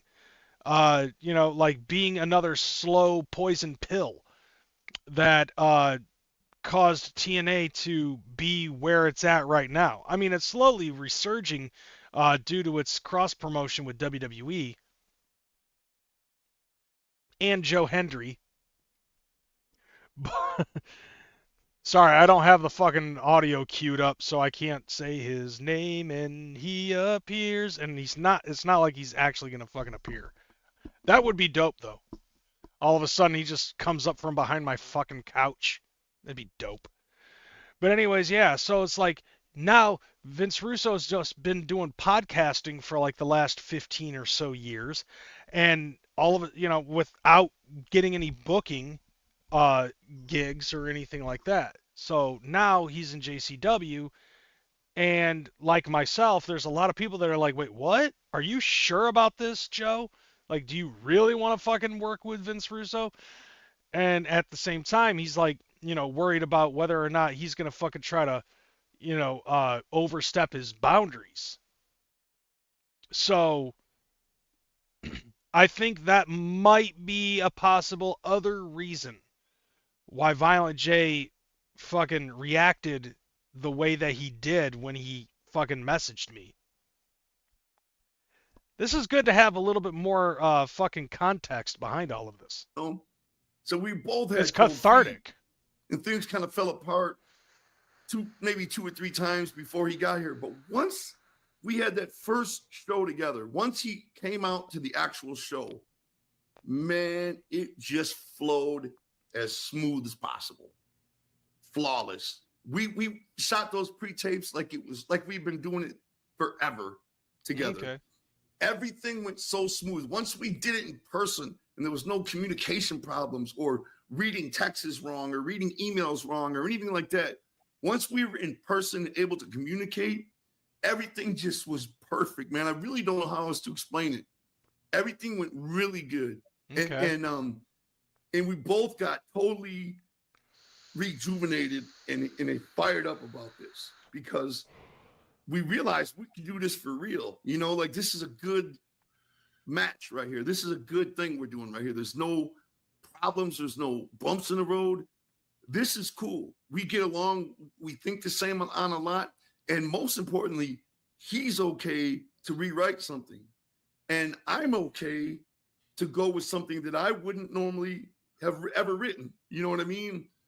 And because of that, once we both kind of surrendered that to each other, things got really smooth, man. And it's been smooth ever since, you know. And now we're really excited about everything. We don't even like taking these breaks because we just want to get together and show the world what we can do. We love the roster. We really love the roster we have right now. And we see potential in everybody. Okay. And it's exciting. It's a really exciting time. And just like I thought he would bring attention, he's bringing attention. Our viewership went up 3 times. Our live feed, like the amount of people watching the live show when we air on Thursdays at 7:00, it went up 3 or 4 times. I'll just wait for it 89. And we're doing really good. And I knew that would happen because he's the kind of guy, love him or hate him, you want to see what he's doing, you know? Yep. There's no lie with that. Like, I mean, like, I want to see what he's fucking doing. I want to see how things are going to fucking work out with the promotion and, you know, give it the benefit of the doubt. You know, there was actually another thing, too. I was talking with somebody, and they ended up saying that Violent J popped up on Juggalo Dundee's live stream one time, probably about 2 or 3 weeks ago. And Dundee ended up telling him that he's not a fan of Russo, he's a fan of JCW, and at first Jay was a little bit upset about that, and he's like, but it is JCW, so I'm going to give it a chance. And that kind of perked Jay up a little bit. Quite a bit of a difference between how Dundee handled it versus the way I handled it. I came at it with fucking fear. He was like, well, I mean, it's our promotion, so I'll trust you on what it is that you're fucking doing. And he's right. You know, love him or hate him, people are going to fucking talk about Vince Russo no matter what. And I guess in a business like this, you know, like, bad publicity is better than no publicity. And he was right. You know, like, fucking Vince Russo is a draw on eyes, no matter how much you love him or hate him. And it's interestingly enough, too, Vince Russo has that fucking ability to have that much hate and that much love and no fucking in between. It reminds me a lot of Dave Meltzer, okay? People don't like Dave Meltzer. And a lot of times I'll see on all these YouTube channels I'm watching, the wrestling YouTube channels and stuff, they'll bring up Dave Meltzer, they'll talk a whole gang of shit, and then they'll read what he wrote. You know what I mean? And that's the bottom line. They're still reading it, you know? So yeah, that's what I mean. Like, they might love or hate Vince Russo, but at the bottom of the line, they're going to want to watch it just to see if he's going to fuck up or to see what's going to happen. He makes you want to watch it. I mean, yeah, he's not wrong there. Like, when I fucking said what I said at the end of my fucking video, I was like, I kind of just want to watch it just to see the shit burn down to the ground. And he ended up fucking saying, I accept your challenge. I'm gonna bring in Vince Russo, and you know he's gonna do the damn thing. And I was like, I mean, either way, like, I'm kind of gonna want to watch to see if he fucks it up or if he succeeds. I want to see him succeed. But it, like, in that mindset at the time that I made that live stream, I was like, or not live stream, but the time that I made that at the time that I made that standalone video, I had very little hope. And that's mostly because of a lot of the stuff that I've heard. And I know I keep beating the dead horse with it, but I want to be proven wrong. I really want to be proven fucking wrong on this one. I wish nothing but the best in all of their future endeavors. I really didn't want to say it like that. Whether it's to bury him or to you're a genuine fan of him, I just knew he would be the kind of guy that would bring eyes to the product. And that's really the biggest problem we were having, was getting people to trust the product and give it a shot. And when Vince Russo came in, I feel like it helped make people understand that we're serious about this for wrestling fans, And I know Vince says some crazy shit. Like, he says a lot of things like, right here. I don't want to misquote him, so I'm not speaking word for word verbatim of what he said, but he makes insinuations like he doesn't like wrestling. He writes TV shows and everything. But I know that man loves wrestling just like we do. You know what I mean? I think he says things a certain way to irk people or to get people riled up or something. Like, that's what he likes to do. But that man loves pro wrestling. You know what I mean? And he says things that are kind of outrageous sometimes. Like, I heard him one time say that David Flair was a phenomenal talent in wrestling. You know what I mean? And I'm not saying he's not a good talent, but I don't think he'd be considered phenomenal either. You know what I mean? But I think he says things that are going to be controversial. You know what I'm saying? Because he knows they're going to be controversial. I mean, I agree with that on David Flair. Opinion. Like, David Flair, to me, I was like, David Flair was kind of mid, but they only threw him into the storyline, I think, because it's David Flair. It's Ric Flair's son, heir to the throne kind of thing, and they ended up fucking having him be in a fucking psycho gimmick with Crowbar and Daphne Younger. Which, don't get me wrong, I loved that fucking gimmick. As a matter of fact, for the longest time, I ended up using their entrance music as my intro for my standalone videos. Because I love that intro. But getting to know him, I really genuinely like the guy, and I do find him very, very easy to work with. And the more I'm around him, the more I understand. I think I understand why he says things and what he means by them. You know what I mean? Okay. Because I believe he is a wrestling fan at the end of the day. He has to be to be involved as much as he's been. You know what I mean? And to try to keep fucking getting Violent into it, J, too. I understand so much better now of why you did this. Yep, same here. You guys needed eyeballs, and you've had incredible, legendary Hall of Fame wrestlers on there, and you didn't get the eyeballs that you deserved. And, there's only a couple guys out there, and Vince Russo is one of them, that would bring eyeballs to what you're doing more so than bringing in, a legendary wrestler. I mean, they've had, like, King Kong Bundy, the Iron Sheik, Abdullah the Butcher, Ricky Morton, and Robert Gibson, just to name a few. And it wasn't even enough then. It was kind of just like, okay, they had a bunch of old fucks, and it just didn't work out. But now but then also in addition to that, you've also had Scott Hall, Kevin Nash, DDP, APA, fuck, I mentioned it before, Tracy Smothers. And it was like, Tracy Smothers, you would think, would have been the biggest fucking draw, because that dude had been in wrestling for God knows how long. Like, he was big in the territory days. He was in WWE. He was in ECW. ECW was like one of his biggest runs. And it was a perfect fucking mega heel for JCW, because he wore the stars and bars on his fucking trunks. And Juggalos hate that fucking rebel flag with all of its passion, with all of the passion in the world. And that's what made him a super fucking mega heel. And it went over so well in JCW. And deep down, Jay, despite how he feels about the rebel flag, knew that would be a good fucking work. And even then, it didn't really bring JCW to the fucking dirt sheets.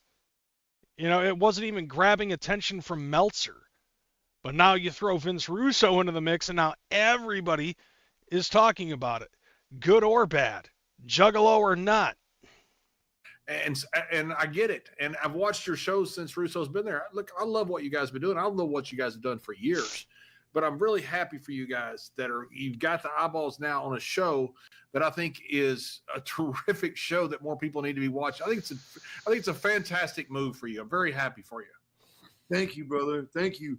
You know, to get somebody to come in for a run like that in the role that he's doing, it would obviously mean he sees potential in the company because he could embarrass himself. You know what I mean? That's right. There's a huge downside. There's a huge downside to him coming in.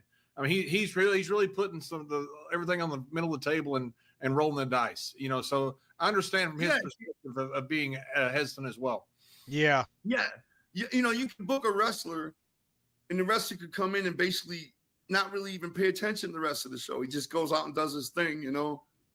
But the role Vince Russo is in, he has to study the whole program to give it the okay to actually want to write this stuff. He has to study everything about it, you know, and not just his match and where he fits in, you know. So by him saying, yes, I'll do this, I felt like it involves a lot more. Okay, he trusts this product, you know, to put his name on it, you know. He trusts that he can, and to hear him do the interview since he came, where he's talking about we're going to come up, this is going to be a better show than the Attitude Era and all that. Like, I love that shit. Really? Like, you're putting in that much stock into JCW? All right, fucking sign me up. I'm in. Like, I'm willing to fucking see this shit. If you're fucking promising this shit, I definitely want to fucking see this shit happen. I love it. I love hearing him say that. Because I love the Attitude Era. It shows he believes in this, and he's putting his name on the line and everything. And it's just it's a bigger investment than bringing somebody in as a wrestler for a one-time thing, you know. The whole thing of bringing somebody in as a general manager or something like that, or a commissioner or something, that's like a more investing role. And that is like saying nobody's going to take that unless they genuinely really like the company. You know what I'm saying? Agreed. To be involved in that kind of way is asking a lot more than to just come work a match. You get what I'm saying? Totally get it. And I get that everybody can watch this for free each and every Thursday. It's on YouTube, and this is global. So if you're listening in America, it's not like, well, it's on TBS, but in the UK, well, it airs a few days later. No, you can watch it at the exact same time worldwide for free on YouTube. It doesn't get any better than that, does it, John? Absolutely not. It's you got to check it out. I'm telling you, it's impossible to explain. It's like a cinematic show almost. It's shot in a different way of any wrestling show I've ever seen. And it somehow makes perfect sense. You talk about the cocaine character. There's some great characters. There's also some great wrestlers. You know, Ricky like Morton's he can't kid, not Terry, fucking get over cocaine. Talent. Carrie's there. You got so much great talent, and you got a great show. It's fun to watch. You know, you can put great wrestlers, and I've seen this a lot of places, in bad shows, and they might have a decent match, but the show itself is, you know, just not something that lends itself to want to be repetitive watching. This does. This will hook you in. I urge everybody to check this thing out at 7:00 every Thursday on YouTube, anywhere around the world. Check it out. JCW Lunacy. Give us some final words as we throw to break here, Violent J. I think we like being on YouTube because everybody has access to it. You know, it's not like an app where you have to own the app or whatever, or you know, it's not even a channel that you have to, you know, it's everybody has YouTube. You know what I mean? Right on their phone, and I like that. And we don't really have plans. Maybe if somebody called, some network called or something and offered us some kind of big deal or something, we might take it. But we're happy being on YouTube. And you guys, my final words are that I love you guys both. You know that. I tell you guys all the time. I consider both you guys an actual friend, you know, and wrestling can be funny about that. But both you guys are actual friends of mine. And I thank you for this time, man. I love you guys. And I appreciate everybody listening, hearing this out, man. And I'm just happy, man. You guys said some wonderful things about the show. I'm just smiling like hell over here, man. I love Jesus. you guys. Thank you very much, man. We love you, and we know that our listeners will love JCW Lunacy. Check it out Thursday for free on YouTube. These are good guys. You heard him say we're recording on a Saturday night or a Saturday morning. Later tonight, 500 families are walking with a turkey just in time for Thanksgiving. Show some love to ICP and JCW, and There we'll it be is. right back after these words. Woo woo. All right. So that's the entire fucking interview. And so like you guys got to watch it with me. Now you can go ahead and find that on Something to Wrestle with John Layfield on YouTube. You can watch it in its entirety in your own stop and go pace. I decided to do it as a whole because I basically felt like that it was something that needed to be done, especially with the last month of shit that's like JCW and fucking Vince Russo, my words on it, and basically I feel like Jay made me fucking put my foot in my mouth, which I'm fine with that because with a product like JCW, as much as I love the fucking product, I want to be proven wrong when I'm saying something negative about it.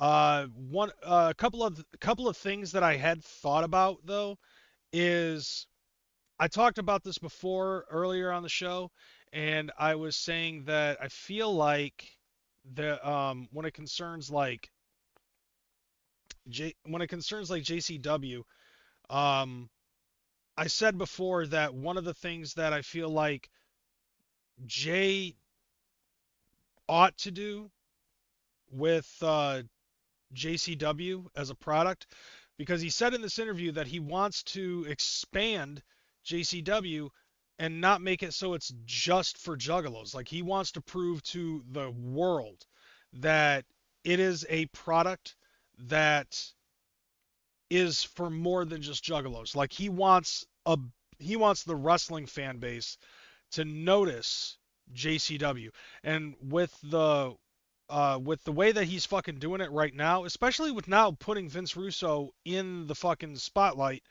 for better or for worse, for good or for bad, I guess.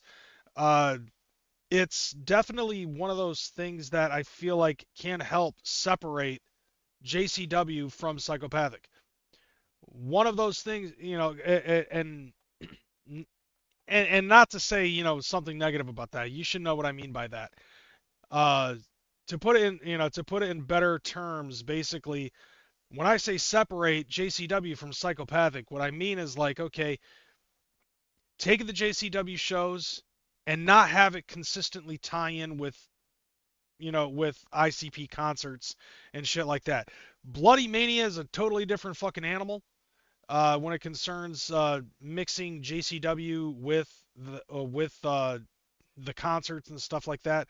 But I feel like eventually, especially with Insane Clown Posse being on its final tour, and the only act that they have on Psychopathic as of right now is just them, not including the subsidiary groups that they have with like Chapter 17 in them. But what I'm saying is like, got to figure out a way on how to get it so that way there is a tour where it's just strictly and solely for JCW, even if it's in those bars and venues and stuff like that. One of the things that I'm assuming that with this, with JCW being primarily on YouTube, I do believe that this does take away the need to have to put JCW on Triller, because the reality is you don't need Triller. If Violent J is somehow able to eventually get and I think that this is a good idea too. Being a YouTuber, I understand memberships. I don't utilize them because I'm only on this shit once a week and I don't have the time to utilize it. But a couple of the things that I feel, and you guys could agree with me or disagree with it, go ahead and say this in the chat. One of the things that I feel like would be a good move is, one, eventually move JCW away from tours. Separate the wrestling from the concerts, and have JCW touring on its own. That'll probably be a lot easier to work that type of shit in once the ICP farewell tour is complete, which means they have to do the UK, they have to do Australia, they have to finish up whatever legs that they have here in the United States. And then after that, Jay can put more focus on JCW doing tours on its own without having to have the backing of a concert. So that's one thing. The second thing, and I feel like this is just logistics, but I feel like that what would probably be another good idea is to take JCW and give it its own fucking YouTube channel. That way, there's two separate audiences, and you don't have to fucking rely on the Psychopathic Records YouTube channel in order for people to watch the shit. JCW can have its own fucking YouTube channel. And there you can also, number 3, you already have enough viewership. So basically you just have the JCW YouTube channel. You'll have enough viewership, you'll have enough subscribers, and enough fucking work, like viewing hours, with these live shows to watch JCW on that channel, to have it monetized, and then you could start doing monthly, bi-monthly, or quarterly pay-per-views on that channel as membership fee, with a membership fee. Because if you're going to be watching the fucking pay-per-views on that shit, you could possibly do that. The only other option is if you're going to have something like JCW pay-per-view, OnlyFans. Okay? So that way, when we're doing Bloody Mania and everybody's fucking topless, you're not going to get in fucking trouble for fucking having topless chicks in the crowd on Bloody Mania. So, like, there are a couple of ideas that that can be utilized when it concerns that shit. Me personally, I feel like putting,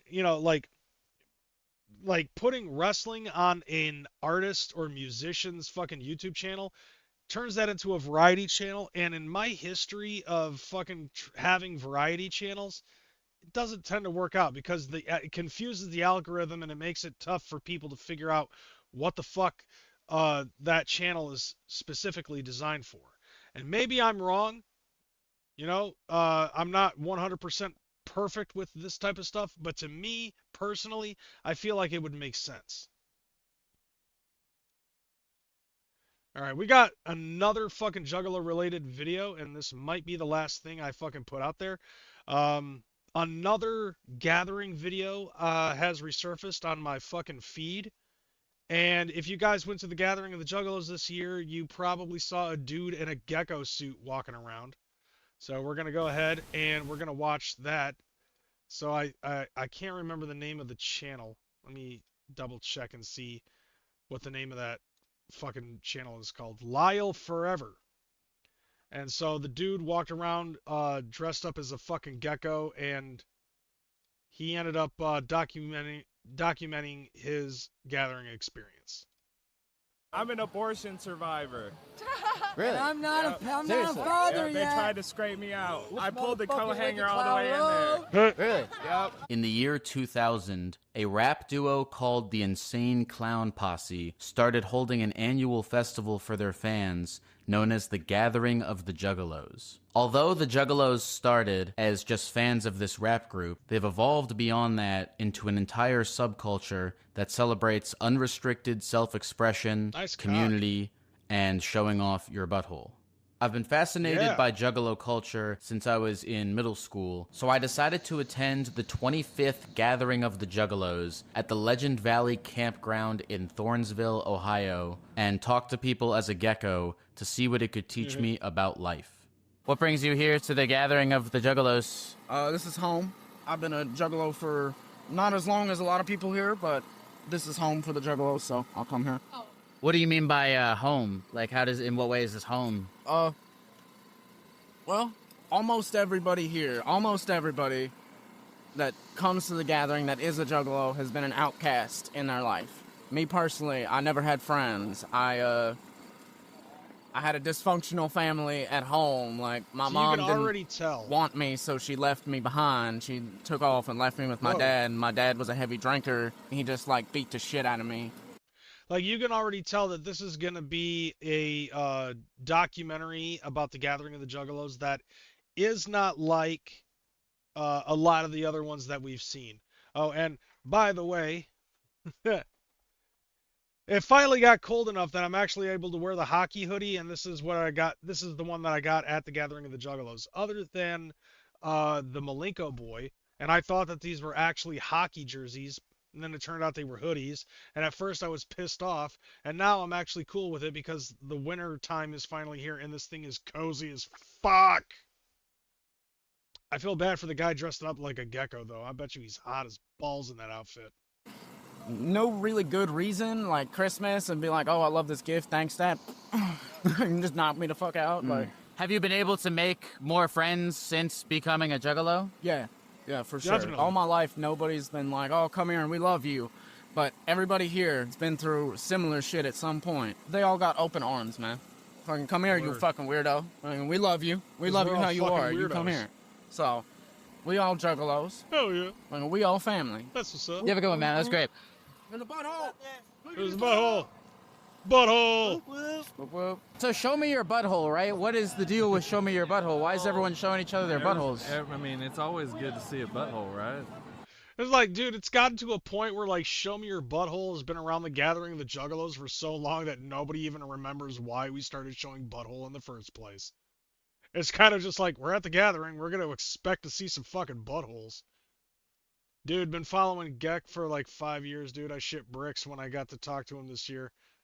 Oh, for real, though. That's dope, Onstead. By the way, homie, much love. I miss you. I can't wait to see you again. Always? Always. Always? Always. If I'm drunk, then it's all fair game pretty much. But if you're drunk, there's no buttholes that you wouldn't put your mouth on. Well, pink eye is temporary, right? Okay. Is it really? Yeah. This dude's got a Have you very had it before? solid Yeah. argument. How long did it take to get rid of? It's like a week or some shit. Okay. So, you know, it's just one of those things. Sometimes you gotta take risks, right? We could die going to the fucking store. So what's a little pink eye? Have you ever started eating someone's asshole and then you tasted a little bit of shit and you're like, I'm here, I'll just keep going? Well, especially you're here there, at the gathering, you just pour a little Faygo on it. Faygo is a soda brand that's become celebrated by the Juggalos for being synonymous with ICP's hometown of Detroit and also for being much cheaper than other sodas. You always want to go down there with a Faygo in hand. Yeah. So you can, you know, if it does have a little bit of, you know, when Yeah. you're going down. I mean, yeah, like just a little bit of fucking grape flavoring on a butthole. Why the fuck not? You just dump some red pop on it, and What is your name, sir? I'm Big Bertha. Big Bertha, Lyle. Bertha. Pleasure to meet you, my friend. How's your life Hell going, yeah. Big Bertha? It's fucking amazing. I love it here. Tell me why you love it here. My Drugs. fucking family's here. We got With drugs. buttholes and ketamine and See, I told you. Fucking ketamine and buttholes and drugs. fucking love and everything is. Dude here dropped his for pants you. just to pull his dick What is out. it that first drew you to come to the gathering? Well, my brother came the year before me, and then after he passed away, I ended up coming the next year, and it's just the best thing I ever did for my whole life. Tell me why it was the best thing you ever did for your whole life. Look at this place. It's fucking heaven. It's heaven on earth. Dick out with your best friend, bro. Is it just cool to walk around Just here with your cap dick out that and no fam. one cares? Yeah, it feels amazing. It's your You should dick, try it. bro. I'm just showing them off. Is your It's dick kids green? off this shit, you know? Hey, Mario. Where's your dick at, though? What do you think is the meaning of life? Dicks and buttholes. Family, love. I would do anything for any one of these motherfuckers, even the ones I don't like. This idea of family Okay. is central to Juggalo I mean, that's questionable, but like, if I see somebody I don't like, I just walk past them. But you know, it is what it is. ideology. The I don't know. It all depends. There's tiers to this thing, you know. The Gathering is often misunderstood as just a place where people go to get fucked up and walk around naked and act insane. And while it definitely, absolutely, totally is that. Oh, God, Look, just be glad it's me watching this right now and not somebody else, because if there was somebody else that was watching this, there would be more to be said about that raccoon on that guy's shoulder. I'm just saying. There's also a very wholesome aspect to it where people who've faced struggles that push them away from mainstream society can connect with each other and feel less alone. I mean, I would probably have that same thought too if I saw somebody playing a guitar. My roommate just changed the locks on me this gathering. Really? From Virginia, and I beat homelessness to live with him.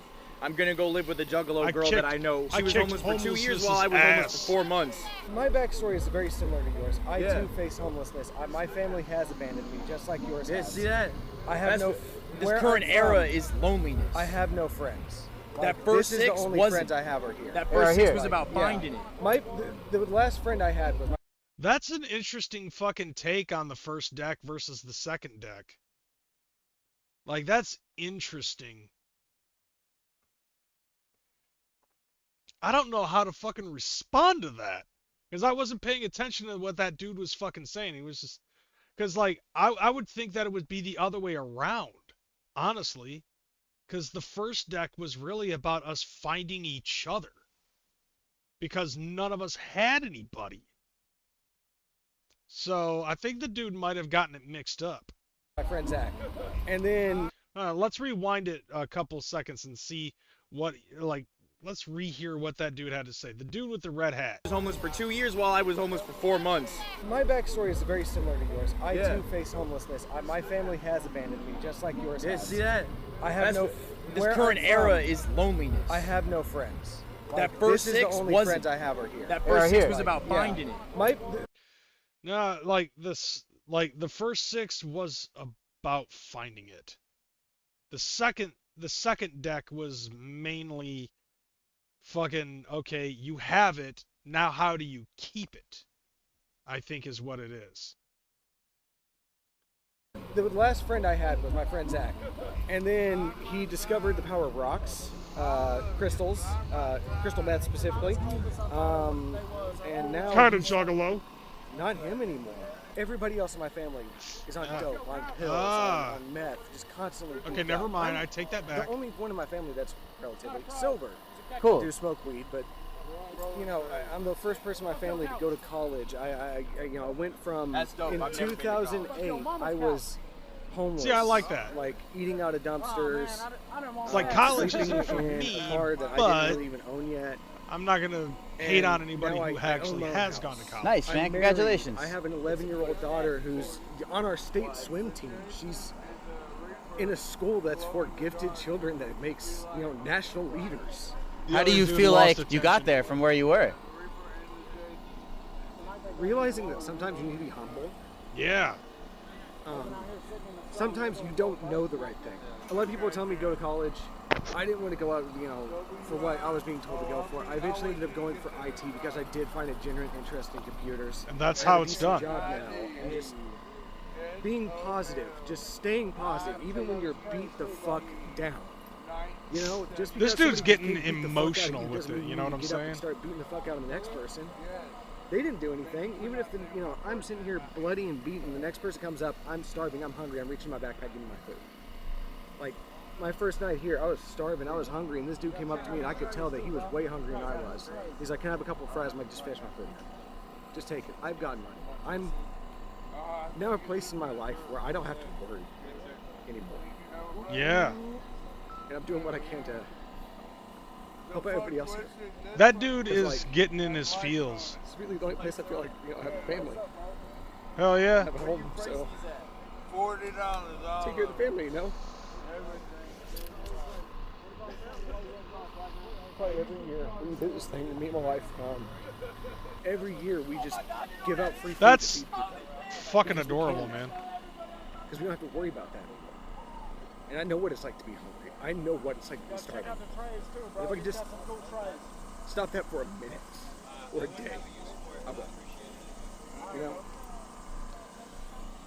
By day 3 of my first gathering, I was like, I cried, I felt family, I felt loved, I felt like, I've never felt community like this. Really? Never. What? I've never felt safety like this. Like, I was showing people my butthole. They'll do that here. But this is like... They'll do that here. Something I've never known. And I didn't know that it was here until I came here and I experienced it firsthand. Is that what you do? Yeah, wait. Is that your gimmick? I guess so, yeah. Are you a juggalo? Do you feel it in your heart? Do I feel it in my heart? Do you Feel it in your heart? butthole? Juggalo? Yeah. I feel it in my butthole. I don't want to be like a stolen valor kind of a thing. Think about your childhood memories and apply it to the situation. This dude's being I had methodical. a pretty good childhood. You did? Were you ever homeless? You fucking belong here, bro. Were you ever on drugs? No. Okay, you got half of it. Maybe not a juggalo, bro. If you boof some drugs tonight, though, you can be a juggalo, dog. Don't beat up on that animal. I love you. I love you too, man. Oh, it's a good beating. Okay, all right. Can I ask you a personal question? He's Would you rather suck your father or fuck your mother? Didn't this dude do that to somebody else? Up she goes. If you had to. I'm hungry. Life's Which one would you philosophical rather do? moments. That's a good question. I'd probably, I can't dominate mom, you know? What was it that first brought you to the gathering? This fucking guy. 2005 was my first gathering. Yeah. Only missed one. I'm at 19 this year. I'll never stop coming back because of all these fucking idiots. All these fucking vandals and vagrants and fucking beautiful, these souls out in this field, I truly believe. with How all heart, fucking drunk is are the this guy? freest and the bravest of all America. Juggalos, as a subculture in our culture, is truly the freest and the bravest of them all. 'Cause Agreed. We just love being ourselves. I agree with this guy. We just love being ourselves. As at fucked up any as he cost. is. We'll lose our job just to be ourselves, right? We won't go to the hospital. Fuck insurance. I'm not paying for that. I mean, today's day and age, just going to the hospital without insurance is actually cheaper than paying insurance every month. At this point, like, you could literally save the money that you would spend on insurance and spend it on on the hospital when you need it, and you'll still save fucking money. What is your life like outside of the gathering? Sobering. There is no life outside of gathering. I'm only here. I don't think they can set this up. You'll be surprised, dude. I love your weekend. Do you feel like He's you've getting always nervous. been comfortable being yourself, or is that something that you had to kind of emotionally work up to? Nah, I've been a maniac my whole life. I dip my nuts in soup. I eat Monopoly and shit out Connect 4. It was nice seeing a field of motherfuckers that didn't give a shit just as much as I didn't give a shit. Yeah. Do you ever have times where, like, you're afraid to be yourself? Nah. Life's too short. Life's too short to not know who the fuck you are. I gotta give it to him on that one. How is this dude so fucked up right now, and yet he's like the most philosophical motherfucker that the Gecko has interviewed so far? Your own skin. Kiss my ass, $3. Oh shit. Smack my ass, $5. Smack in the face for you, not for me. And then kick in the balls. So they can kiss your ass, Kiss my smack ass, your ass, smack my ass. Did you smack them in the face? Oh, isn't that or Fuck you kick them Sierra? in the balls? Yes. Yeah, What is that's it her. that you think makes Yep. someone want to get kicked in the balls? Their mother did not love them, but I love them. It's okay. I'll take care of them and their balls. I'm just here to relieve your stress. Is it relieve stress for you to kick other people in the balls? I love kicking men in the balls. I'm not gonna lie. What is? And she's got them fucking platform boys ready to fucking go. Is it that you love about it so much? I think it's like a non-judgmental thing, you know, like both parties are able to express themselves freely without any type of judgment, you know, and I think that like allows you to grow a lot of confidence in a lot of different ways, whether you're the person that's being dominated or the one that's being the dominatrix. And you have a theory that this is because they have not gotten enough love as a child. I do, because 100%. I did not get enough love as a child, so I do think that's what it is. Yeah, I do. That, yeah, lack of parental love leads to juggalodom. I'm just putting that out there. Do you feel like I did not get a whole lot of love from my father, therefore I have become a fucking jug. you're getting a lot more love here? Hella.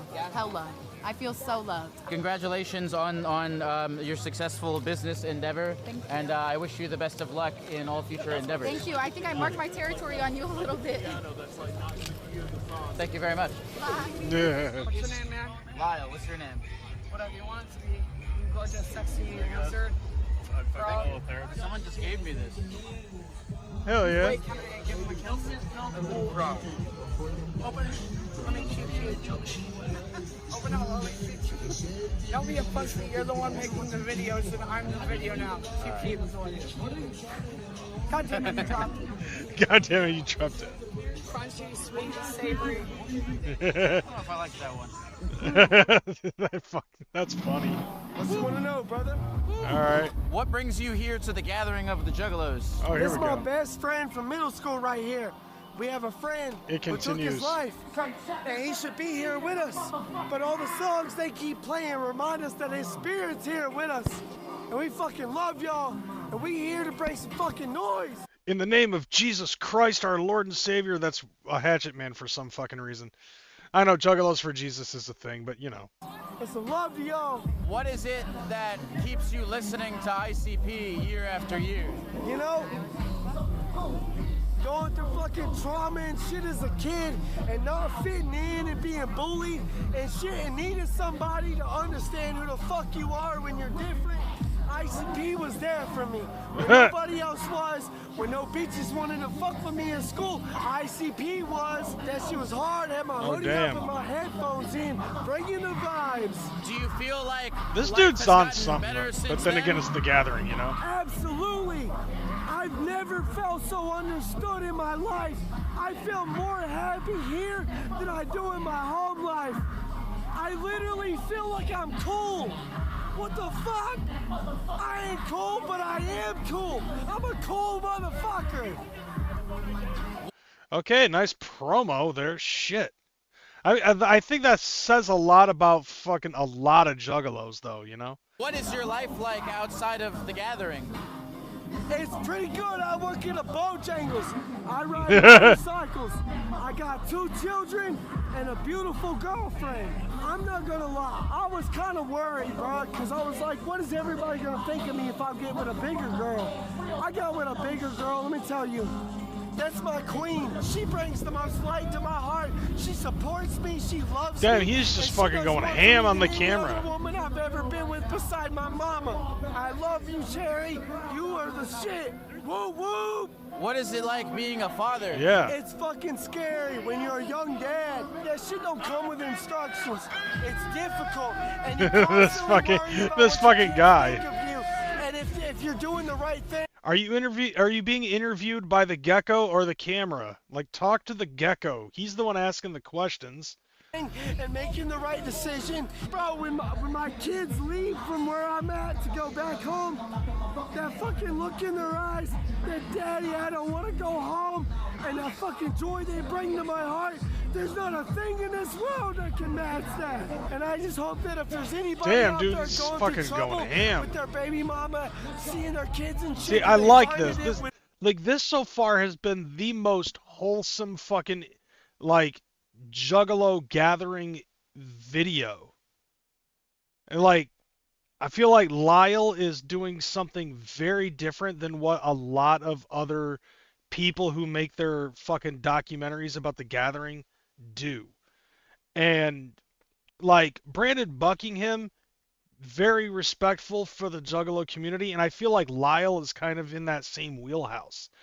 But instead of, like, a lot of the other people who, like, focus it more on themselves or trying to find the most fucked up ass person and editing their shit to show the worst of us, Lyle's doing something completely different. Like, he's showing the best of us. and the most heartfelt and the most caring fucking people. It's very different than what a lot of other people have fucking done. I can 100% appreciate that. Within themselves to show their baby mama respect even when she's He's being a crying. bitch, and not to talk bad about her, and just Homeboy's to become the fucking better crying. person that you can be, and God will see that, and he'll open up those doors for you to be there for your kids. I love my kids. I hope they know that daddy's always there for you. Daddy put down the drugs for you. Hell Daddy's yeah. done everything in his power to get better for you. He is Daddy getting in his fucking loves feels. you. Woo woo. You too, man. Take care, brother. Thank you. I haven't, yeah, since I brought up Brandon Buckingham, I know that he's in the, last I knew he was in the hospital. I have not heard any updates on Brandon Buckingham, but if there's anybody that does have any updates, feel free to fucking talk about it in the chat or in the comments and post. Thank you. All right, is there any more How's to it this? going, man? Here we go. What's up, brother? How Oh you doing, shit. man? See ya. You too, How you man. Been? This is Shaggy Two Dope.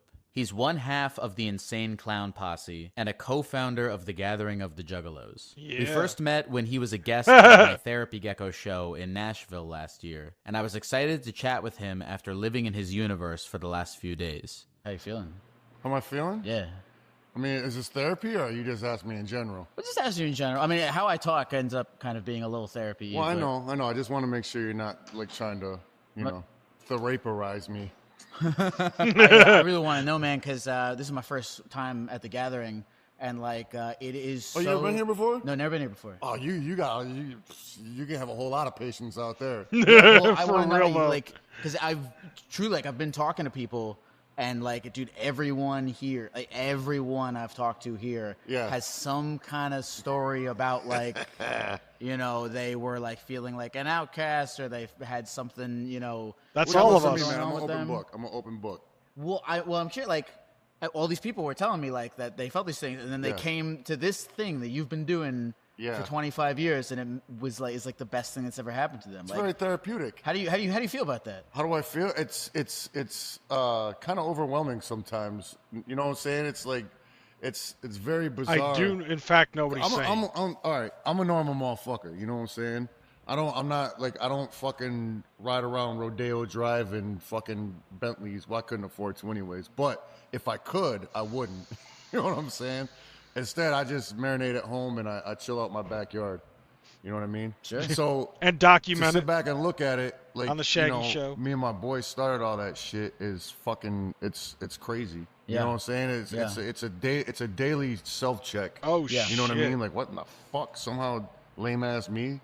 You know what I'm saying? But at the same token, it makes sense because I'm sure we probably got the same story as almost everybody out there. Right, You know what I'm right, saying? right. Me and my whole crew, we're always like the fucking super poor kids. You know what I'm saying? That, none of the cool kids would chill, but that's all right because that just turned us into thick-skinned thugs. So who won now, fuckers? Everybody that's not familiar with the scrubs Juggalo who've world, won. I guess you could call it. You know what I'm saying? They think it's just a bunch of low-life fucks that cause problems, you know what I'm saying? And it just a menace. And they think the gathering, if you're not a juggler and come here, you'll get lynched, you get your ass whipped and all that. It's the exact opposite. Motherfuckers come here and they get showed the most love they've ever been showed in their life. Why do you think it's been so pervasive over like 25 years? Like, how do you think it was able to last? Means. Well, what was the word? Pervasive. Pervasive? Yeah, what does that mean? Like it's Like pervaded. it's pervasive? It's going on for a while. Oh, It's been pervasive. Okay. Yeah. Never heard that one. The fact that it's lasted this long is, it's fucking mind-boggling. I know it ain't going nowhere. I believe that we're gonna fucking be gone and this Juggalo shit will still be carrying on. Like that right there is one of the biggest hopes that I have. And if anything, that's one of the main reasons why I like to continue doing what I'm doing. Because I want to see, like, even if these guys were to be gone tomorrow, I still want to see fucking Juggalos doing jug shit, and being able to fucking talk about it and document it on podcasts or talk about it in standalone videos and shit like that. Like that's how much I love this fucking community, and how much I want to see it thrive. Like Violent J ended up fucking saying, I think during a live interview, like he believes that after they're gone, like that's kind of it. But it's like, okay, think about what started the Deadheads. you know, or the fucking, you know, the hippie movement, you know, even after the Grateful Dead have been gone for so fucking long, like Deadheads are still around. Flower power still fucking comes in its own little ways and shapes and forms. Fish heads, the same fucking thing. The Kiss Army, the same fucking thing. You know? And when it concerns like the Juggalo community, it's like, okay, yeah, ICP started the shit, and it's expanded and evolved into so many different fucking things, and a lot of other people have been inspired to do music, movies, podcasting, video games, so on and so forth. And it's like, I want to see that fucking continue. I would like to see that fucking grow and evolve until my fucking dying day. And I hope Shaggy's right. No, that's what I think. Oh, I wanted to ask you one other thing. How did the like show me your butthole meme You know start? what? I don't fucking know. I don't know because I'm Really? so much not a butthole guy. That's the one thing about the gathering that I could do without. After the interview, Yeah, that's we not connected happening. over both being guys that wear face paint a lot. Do you take off when you sleep? Oh yeah, of course. He also gave me some product recommendations. Ben Nye Quick Cleanse. Yeah, so yeah, I just put on a towel, do like that, and right off, wipes right off. Dude, holy shit. I've just been using 3-in-1 shampoo, conditioner, body wash. At least you fucking use the Neutrogena makeup wipes.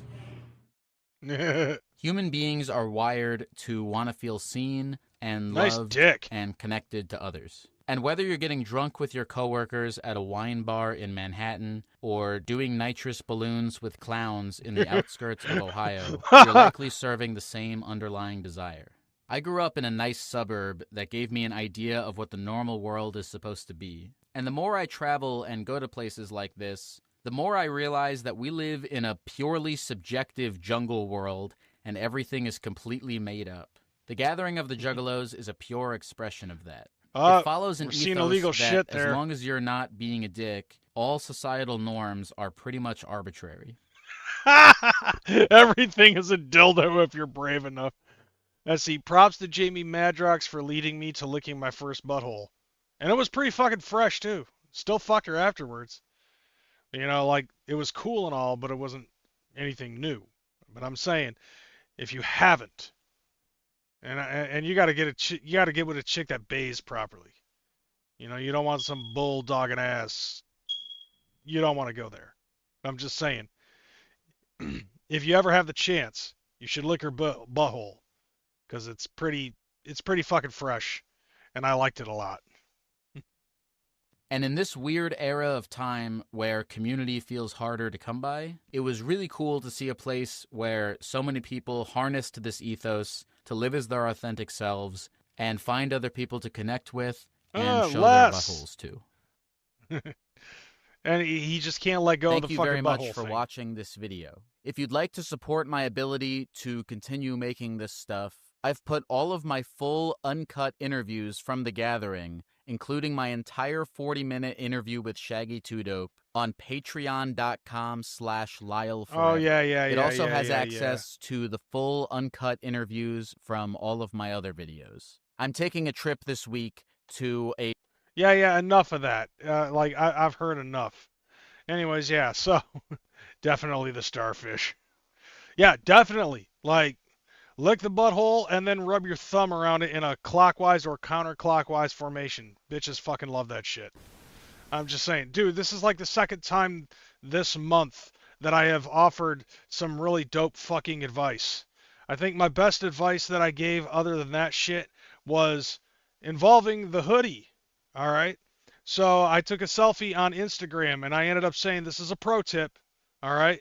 If you've got a hoodie like this and you're with a bitch, get her to wear just the hoodie. It'll look sexy as fuck, especially if she's got long legs. And it'll look even much sexier when you're watching her peel it off. All right, so with that being said, yeah, exactly. Sitting there shredding us wearing a gathering hoodie. You goddamn right, because that's how I fucking roll. I go up and down with my thumb. Dude, like, do it in a clockwise rotation, counterclockwise rotation, make a fucking star out of it. Like, dude, This is coming from a guy who's got over 40 years of fucking video game experience. All right? Up, up, down, down, left, right, left, right. That's how it's fucking done. But I'm going to get the fuck up out of here. Thank you guys for being here watching, continuing to support this fucking channel, and to listen to my bullshit. So I'll be back next week. I don't know what I've got planned for next show. I never do. I usually don't plan anything until about, I don't know, a couple hours before I go on the air. So with that being said, subscribe, like, share, do all the shit, or else you're a fucking juff. And do the same thing with a lot of some of the other ninjas that I fucking am friends with. The Thuggalo Show, Swills Edition. That's all I've got so far. Bartle Boss and the Bartle Boss Show. Definitely give that motherfucker a follow as well. All right, I'm out this bitch. I'll see you guys next week. Deuces.